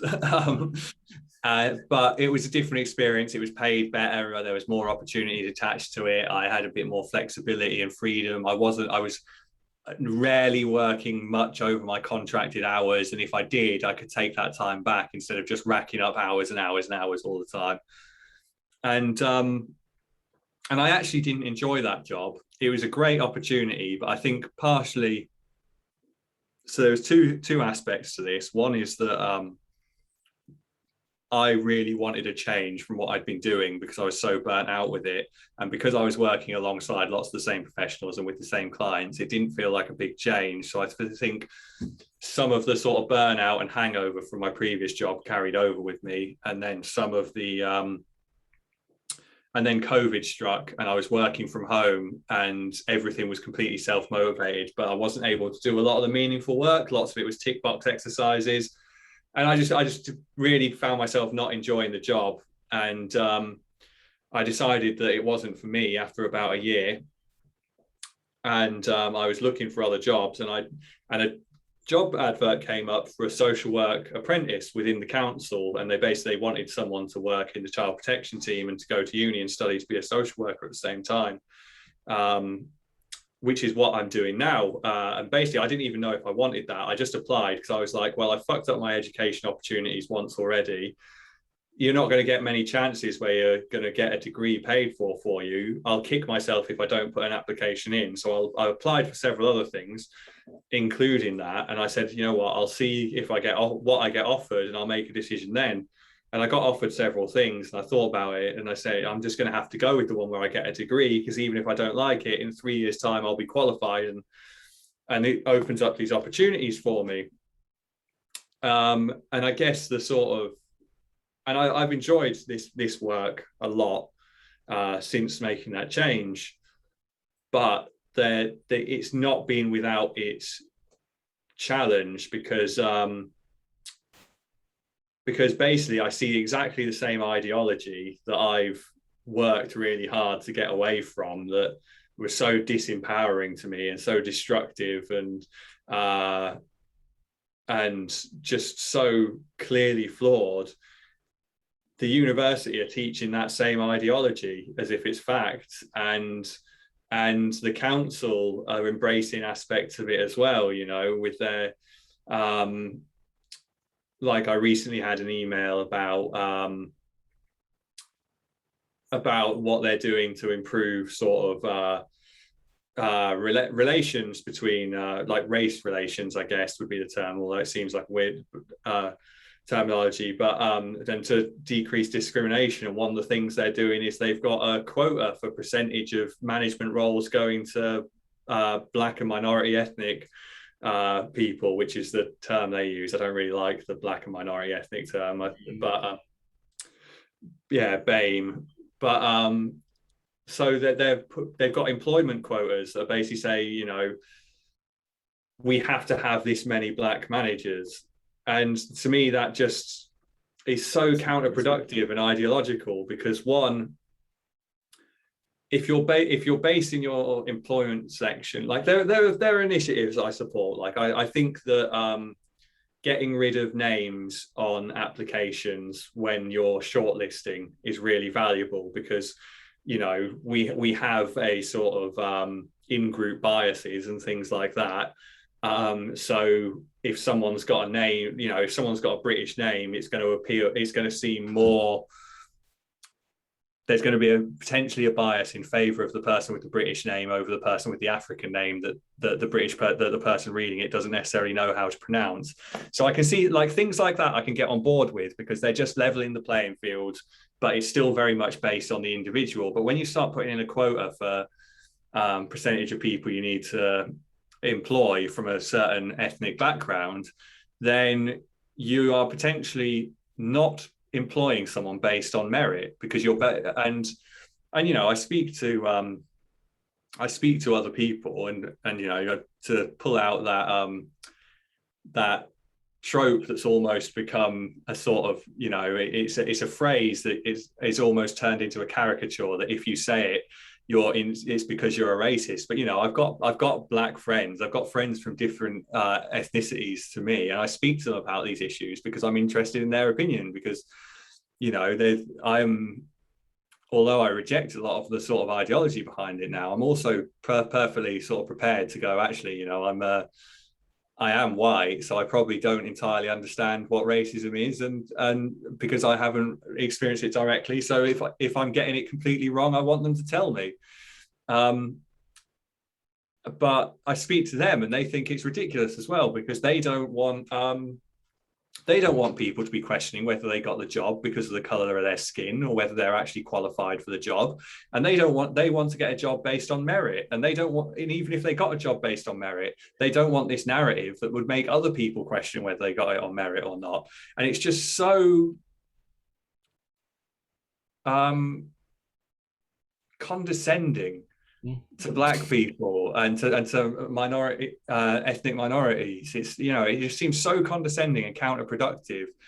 But it's, and you know, we had this mandatory anti-racist training that seems to go around and becoming more popular. And first of all, I don't think that making any training mandatory is a good idea because everyone gets their back up, don't they, when they have to go to it. And making anti-racist training mandatory to me promotes this narrative that we're going to work on the assumption that you're racist and you need to be taught how to not be racist. Not like, well, I kind of resent that because I'm someone who is pretty prepared to be wrong. You know, I'm pretty big on sort of personal responsibility and accountability and things like that. And I look at myself and I reflect a lot. And I don't think there's any real evidence there to suggest that I am racist. And I would be more than prepared to be told that I'm wrong as long as someone's got some evidence of why that's the case. But this is just working on a presumption. And then they're saying sentences like, if you feel uncomfortable with what we're saying here, then you need to go home and think about why you feel uncomfortable. It's like, well, so I'm not allowed to have any criticisms of it. If there's anything that I think isn't quite right about this training, it's somehow a character flaw in me. And by the logic that's been put in place so far, presumably, if I don't agree with everything you say, that makes me a racist, which is, you know, that's dangerous territory in my mind. And so one of the things that they put in there as like indicate, they had like this scale of like, you know, you might be in this zone or this zone or this zone. I can't remember what they distinguished them by, but it was basically the closer you are to this end of the spectrum, the more likely you are to be racist and unaware of your privilege, and the further you are up this end, the least likely. It's basically statements that you have to see if you agree with or not to judge your levels of implicit bias, I guess. And one of them was like, as it went up the scale, was like about I have friends who look like me or something like that. And I was like, I was looking at it going, well, I don't really, I've never met my doppelganger. So all of my friends look quite different. And, you know, I live in a predominantly white village now. And are you going to imply that I'm a racist because I live in an area that's mostly populated by white people? Because that doesn't seem all that fair. Because I'm friends with the people who are around me, you know, and when I lived in Bristol in Easton, I interacted with Black and Asian people a lot more because I was surrounded by more of them. And so it's like, it's almost suggesting that you should have a quota for your friendship group, you know, like if you don't have enough black friends, you are a racist. So you better go out and find some. And I don't feel like that's a meaningful friendship if I'm going. Excuse me, like I haven't got that many black friends, so I could really do with your help. Like that's a weird way to start a friendship in my mind. But yeah, so I find it. I'm trying to push back where I can without completely shooting myself in the foot and ruining my job and education. But I'm very concerned by the ideology that I became so absorbed into that I now see as so fundamentally flawed. And although I don't regret it because I learned so much about it. There is a bit of me that's like almost embarrassed by some of the things I did and some of the things I believed. And I remember saying things to my friend like I'm definitely 100% straight, but it's not that I haven't explored the possibility of not being. But back then, as an ideological point of view, I basically felt I genuinely would say things like, if you say you're 100% straight, then you're just a sexist or a homophobe or something like that. And actually, sexuality is a spectrum, and none of us are 100% anything. And like, I would genuinely say that. And when my friend would like tell me he's straight, I'd be like, well, you just need to work on your internalized homophobia or something like that. Even though I was 100% straight, and I was just pretend, almost sort of forcing myself to not be 100% straight, or to at least present the image of not being 100% straight, so that I would fit in with my own ideological view that I'd adopted. Were you aware, like, when you started at your job and school, did you make the association right away to the previous ideology? Like, was it very obvious to you that, oh, this is the stuff from Bristol? Yeah, well, yes, for university, 100%. Like the very first day, I mean, so one of the things that I have neglected on my journey away from ideology was so after the work and everything like that, I came across, and this is probably only 2 years ago, because I sometimes jokingly refer to myself as a recovering anarchist, because I think there are still things that I haven't quite worked out. Like my moving away from ideology uh, has meant that my relationship with a lot of my friends who've been my friends for a long time has changed, because although I still respect them and like them and things like that, they're not, lots of them still hold on to it. And if you're not willing to talk to them about their ideology or on their ideological level, then it creates this tension. And I feel like I've sort of had to sacrifice a lot of friendships to some extent. Well, it's not that I've sort of like cut them off, but yeah, there's still this process of trying to establish a complete life away from the ideology. Um, but one of the things that really sort of was probably the nail in the coffin, really, was I came across Jordan Peterson maybe a year or two ago now. My friend recommended that I read 12 Rules for Life, and I read it and I found it very interesting, and I watched some of his lectures, and I was blown away because he was talking about the pathologies of this ideology. And it was like he was articulating things that I'd witnessed over years that I hadn't been able to articulate or sort of fully formulate a coherent narrative for what I'd been seeing. I'd seen it, I'd registered it, I understood it on some level, but I couldn't ever think about it in that way or explain it in that way.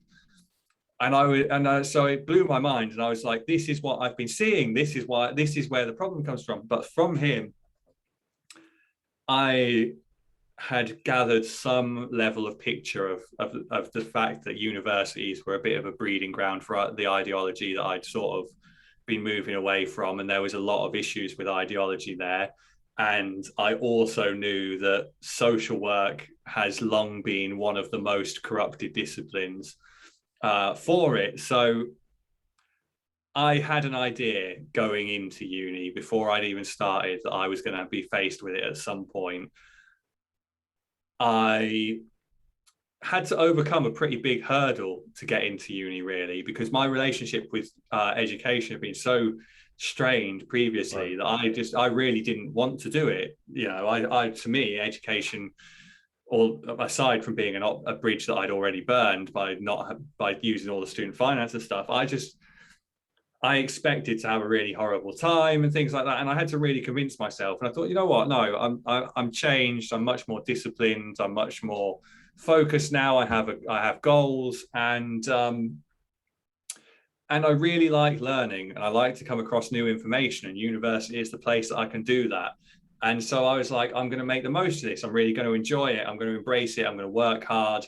And that's what I'm going to do. And that's going to make it different from all my other experiences of education previously. And I was like, I'm probably not going to get another chance. So I'm going to just single mindedly put everything I can into this. And then my first day, my induction, they told us to bring in a bag of sweets so we could play this game. And they read out a series of statements. And and you basically had to take a sweet if you felt you would be comfortable in the situation, and not take one if you felt you wouldn't be comfortable in the situation.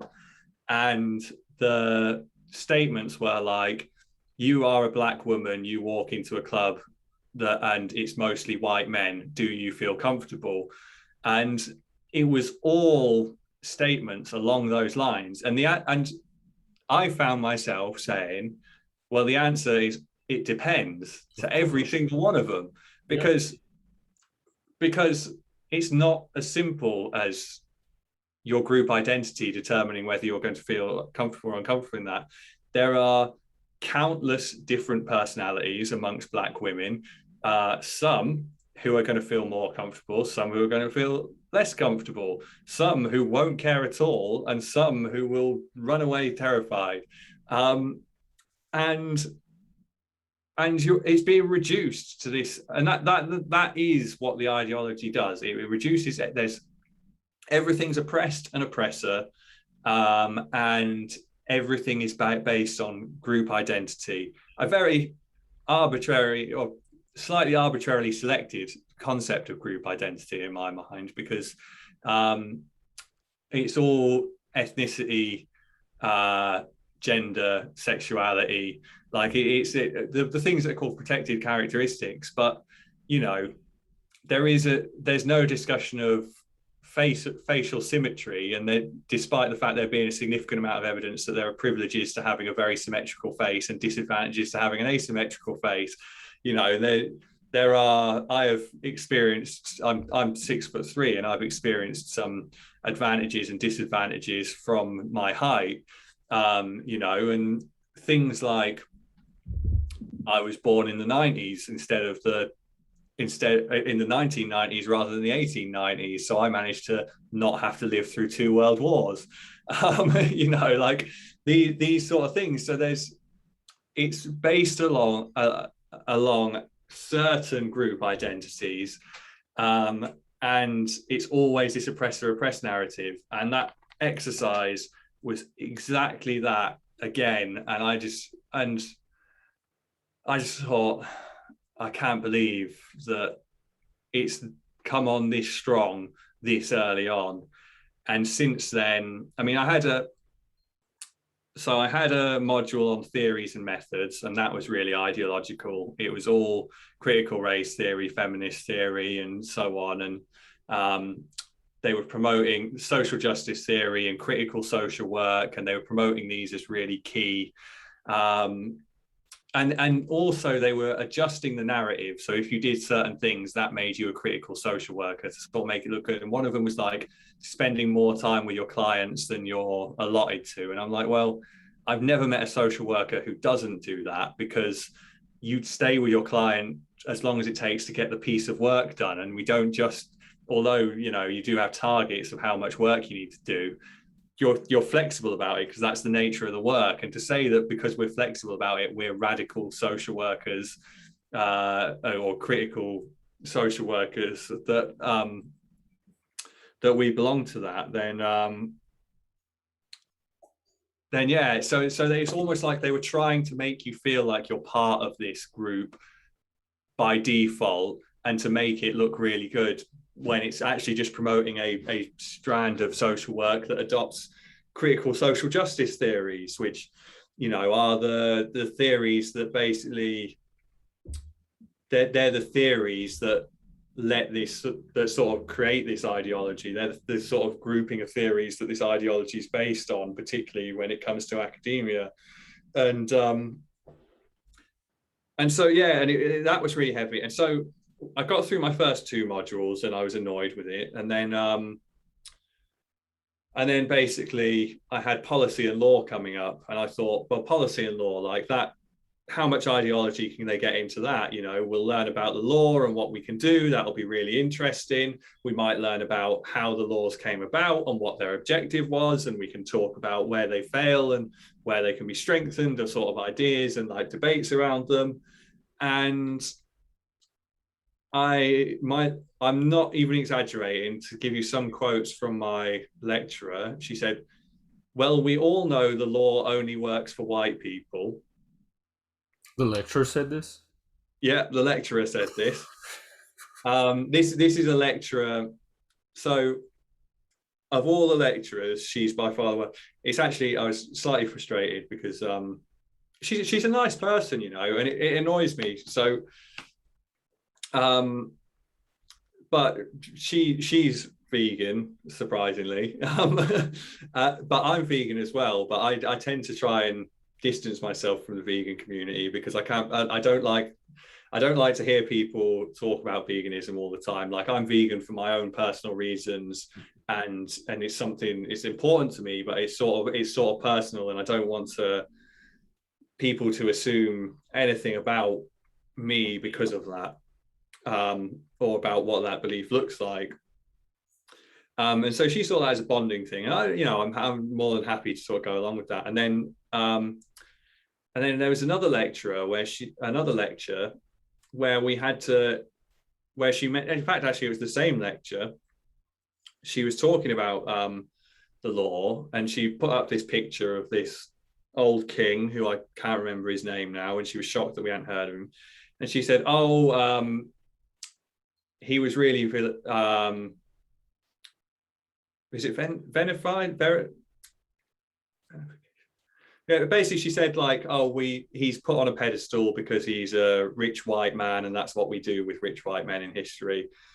And I was like, oh no, like, please, like, I was fed up with it. And then she goes, okay, the government have told me I have to put this next bit into my lectures, so make of that what you will. And then starts talking about democracy, and basically was basically implying that it was some sort of enforced thing that she had to speak about democracy as if democracy was a good thing, and that was somehow a sign of some sort of structural, some sort of systemic pathology of some description. And then the following week we had a lecture, and I can't remember what she was talking about now. And she said, unfortunately, there's always going to be winners and losers. So we're just going to have to deal with that until we have our communist revolution. She said that? Yeah, she said that. And I was like, and sometimes I'm like, okay, I sometimes I'll challenge it, and sometimes I'm like, I can't challenge everything because there's loads of it, and because there are other people here who are wanting to learn, and this lecture's not just about me, and I'm not going to take over the lecture for everyone else by trying to debate the lecturer on every sort of ideological statement she makes. But it's disappointing because I've spoken to her outside the lectures, and she's quite, she's nice, and like, you can have a reasonable conversation with her, and I like her as a person. But then it's like, as soon as she's lecturing, she switches into this teaching mode, and it just becomes all really ideological. It's almost like, because she's in that role, she feels she needs to impart this ideology onto us, and that's her responsibility to make the world a better place or something. So it's just so drenched in ideology. And I had a conversation with my head lecturer about this, and basically said, I didn't like the ideological nature of it. I felt it was counterproductive, and she said, well, she was receptive to the conversation, and I'm hopeful that that tree might bear fruit in the future, but we didn't have enough time to really go in depth into it. And she said to me, oh, well, your second year, you're going to have a diversity module and you're really going to dislike that then. And I was like, how can we have a diversity module when diversity, by the sort of this ideological perception of diversity that's based along these group identities, because, you know, they're not talking about political diversity or viewpoint diversity or personality diversity. That has been the focus. Like, you know, I feel like I've been on a diversity course with social work added in every so often, not, and then there's going to be a full module on it. And she was basically warning me in advance that it's going to be of the ideological nature that I'm complaining about. And then she said to me, well, social work is an ideological profession. So it's pretty ingrained, like seriously ingrained. Like at work, I can avoid it to some extent. I mean, you get the sort of tokenistic things like them emailing out about the fact that they've got quotas for employing minority ethnic people to management positions, and they send us on the mandatory anti-racist training, but it's not, these things don't happen that often, you know, and you can ignore them and you can get on with your job and it doesn't feel like it's making a big difference. Like, it's clearly an issue, like it's an issue, but you can ignore it for the sake of doing your job to some degree. Whereas at uni, you can't ignore it in any way, shape or form. At work, the only thing that you see constantly is people with their email signatures that say, I'm an anti-racist ally, I'm a trans ally, Stonewall 2018 or whatever it is. And you know, I can only see two reasons why people put those on their email signatures. One, they're virtue signaling and they want everyone who gets an email from them to see how virtuous they are. Or two, they're frightened of being highlighted as racist or sexist or one of the other ists for not having it on there. So so they're sort of doing it out of a conformity pressure. So what do you do about, what do you think the best way to challenge it or resist it or stop it or live with it Yeah. is? Well, I think so. It's a really complicated one, but I sort of work backwards from what appealed to me and what got me in there, and some of it is natural experience, you know, of development, where you're trying to establish your identity in your community and you're trying to find your sense of meaning and purpose. You know, though that's a process that we all have to go through.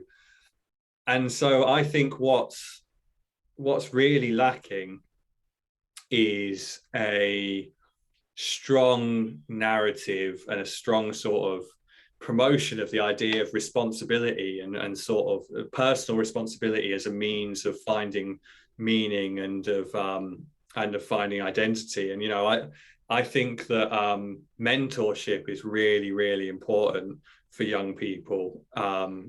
You know, I think that I think that the mentors that I found were ideologues, and so that they weren't going to push me any other direction. But I think that, you know, having mentorship who can teach you about responsibility and how to navigate your way through life is really important. I think building up community, you know, because there isn't, prior to the sort of explosion of social media to becoming what it is now, your community was in your locality by default, because you didn't have a huge amount of connection outside of that. You had to go to a lot of effort to go somewhere else. Whereas now, social media means you're sort of connected with anyone in the world at all, which is amazing. You know, it's an amazing resource. But the issue with that is that then you are able to just go out and find people who think and think like you and share the same values and views, which as a teenager or someone who's sort of struggling to find their individual identity or their community, you can easily that can easily be exploited, and you can easily get sucked into ideology and sort of, negative influences. There's a lot of negative influences out there, and it means that the ideologues and that the predatory people, I'm talking about, things I work with, like criminal exploitation and sexual exploitation, these things are really prevalent, and the internet can be used to facilitate those. So it's a double-edged sword. So I think there needs to be some focus on trying to build that localized community sense again, because I feel like we've become alienated from one another in some sense. So I think that creating a strong public narrative that promotes proper thought and responsibility, I think, because if I think back to what I gained and what I did through it, it's the archetypal story, isn't it? You go out and you fight the tyrant to earn the rewards, and I created this narrative of me being the hero and society being the tyrant, and I was on my adventure to do that. And that's, we all need our adventure and we all need our tyrant, but our tyrant should be properly formulated and perceived as something that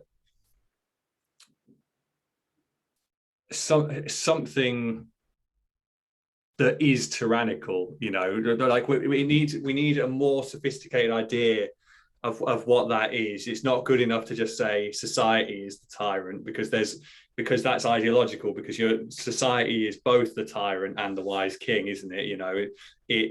Society offers us many benefits, but it also oppresses us in some way, by the nature of any set of rules being slightly oppressive, because that is it. And we have to spend our time experimenting on the boundaries of that. But I guess it's something that understands that duality, the good and evil that exists in everything. So that's where I think we're lacking, is something that really promotes personal responsibility and the careful choosing of your tyrants to overcome. Because you could, your adventure could be to, like, I would say, that adventure gets fulfilled in me by my job now, because I take on responsibility, which means I'm willing to put up with more sort of the difficulties in my life, because I'm going through those difficulties for a reason, because I have an objective and a goal. And there are people who are dealing with genuine immediate issues in their life, and I might not slay the tyrant, but if I can help this person to overcome something in their life, or make their life a little bit easier, or help them to get themselves on a path that's more like the path they want to walk, then I'm doing good in the world. That is combating the evil in the world. It's just in a less grandiose manner than the idea of going out and smashing Starbucks windows to stop them from exploiting all the people of the world somehow.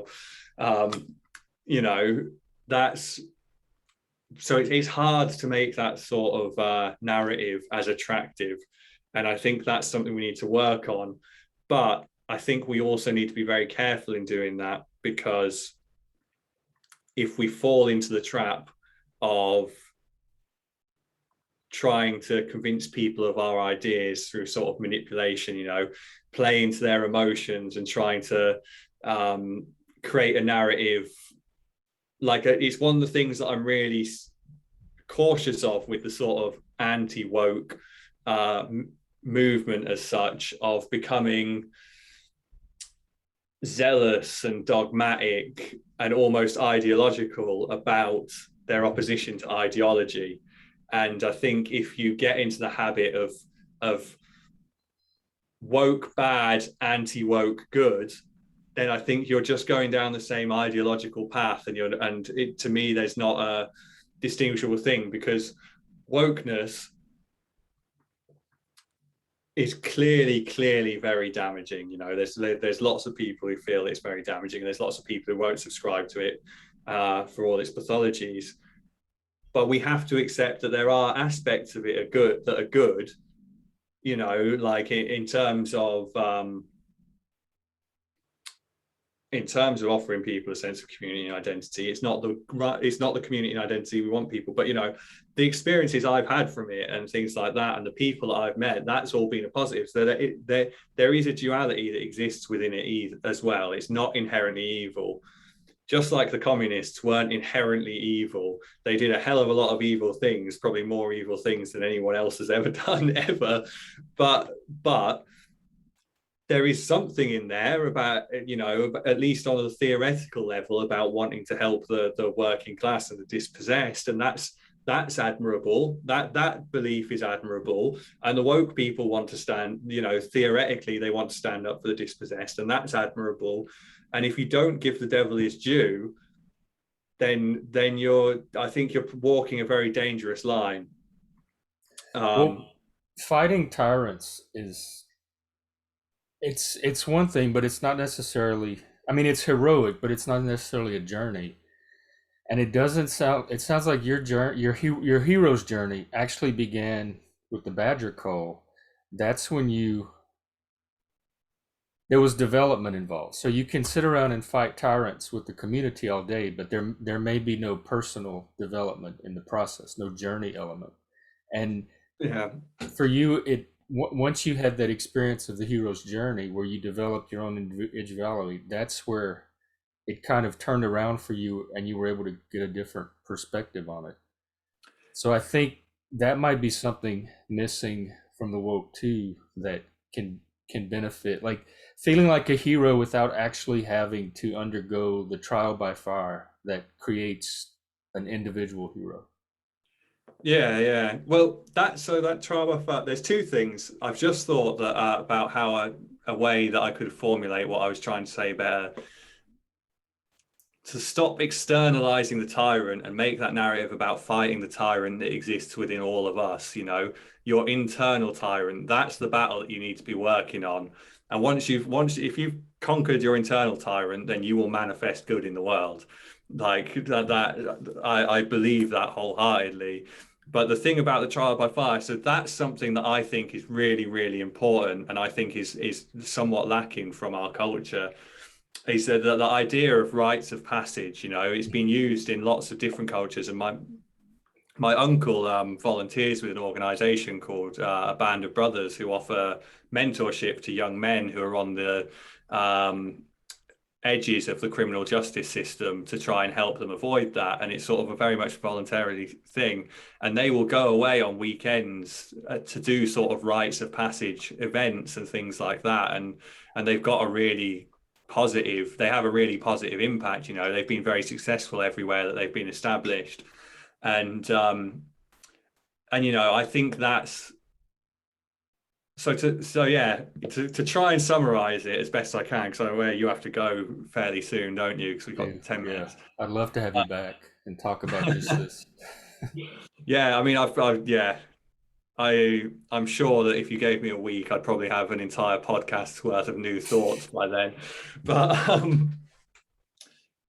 you know, to sort of try and summarize what I think we need to focus on community building. I think we need to focus on mentorship and work on trying to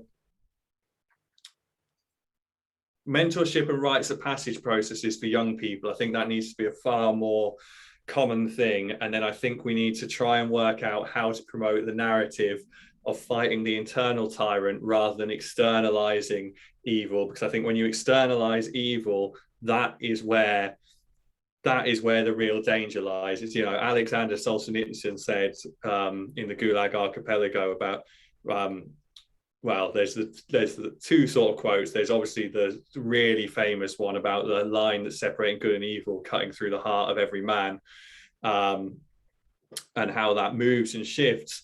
But he also said that, you know, the Soviet, he said a murderer without an ideology might kill one or two people.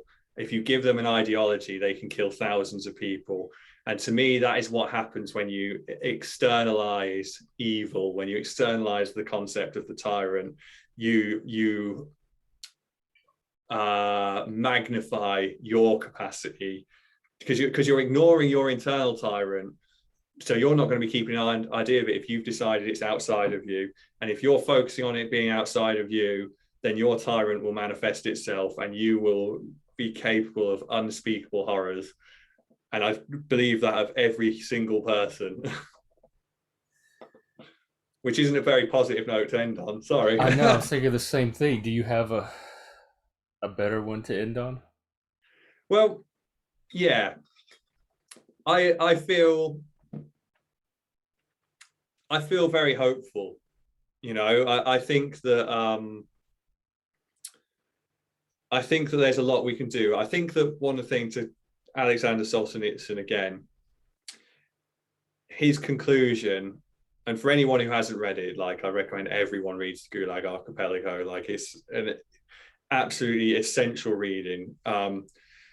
His conclusion, having lived through the Soviet Union and spent a significant period of his time in the gulags and having nearly died on multiple occasions and being exiled from his home country and having every right to be cynical and resentful and angry at the world and despairing, he basically said, you know, we're all capable of being like that, but what we have to do to prevent it is to stand up and speak the truth regardless of the consequences and face those consequences.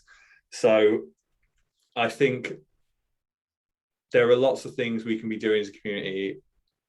But I think the biggest thing, so that to me is the biggest practical thing at the moment, and that's sort of how we know each other through Counterweight, is creating support networks for people who speak out so that people feel more empowered to speak out, with avoiding the pitfalls of becoming your own anti-woke ideology, but supporting people to speak out more, because I think if people speak out when they come across this, then they increase the probability of something better taking its place, or at least of stemming the spread of the rotten ideas. So That's my big criticism too. Is I don't feel like enough people are speaking out either. So that's exactly why I try to do this. you know, I can't blame people for not speaking out, because you know, even like I think about things at work. I think we were talking about this the other day. You know, if I email back to that email about quotas, they have asked for feedback, and I am going to do it eventually. But if I email back, it feels like, just like it feels like I haven't put any of the nonsense badges on my email signature, and I guarantee you there's someone out there looking at that going, well, he must be a racist then. And I'm basically, when I email to say I don't think this is the right way of doing things, I'm uncomfortable with it, it feels like I'm putting a big flag above my head that says, assume I'm a racist, please, to the senior management of the organization I work for. Like, that feels like it's painting a target on my back. I'm going to work on the assumption, I'm going to give them the respect and the benefit of the doubt that they are sensible people and will recognize me making a rational argument rather than one based on some sort of prejudice or bias. But I think about it, and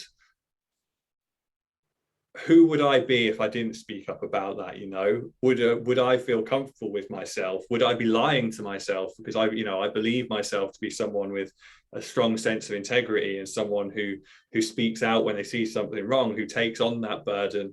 And if I'm not doing that, am I just deceiving myself? You know, am I living out a lie? So, and I will continue my discussions with the university, with the lecturers and with everyone that I can, to try and reverse that.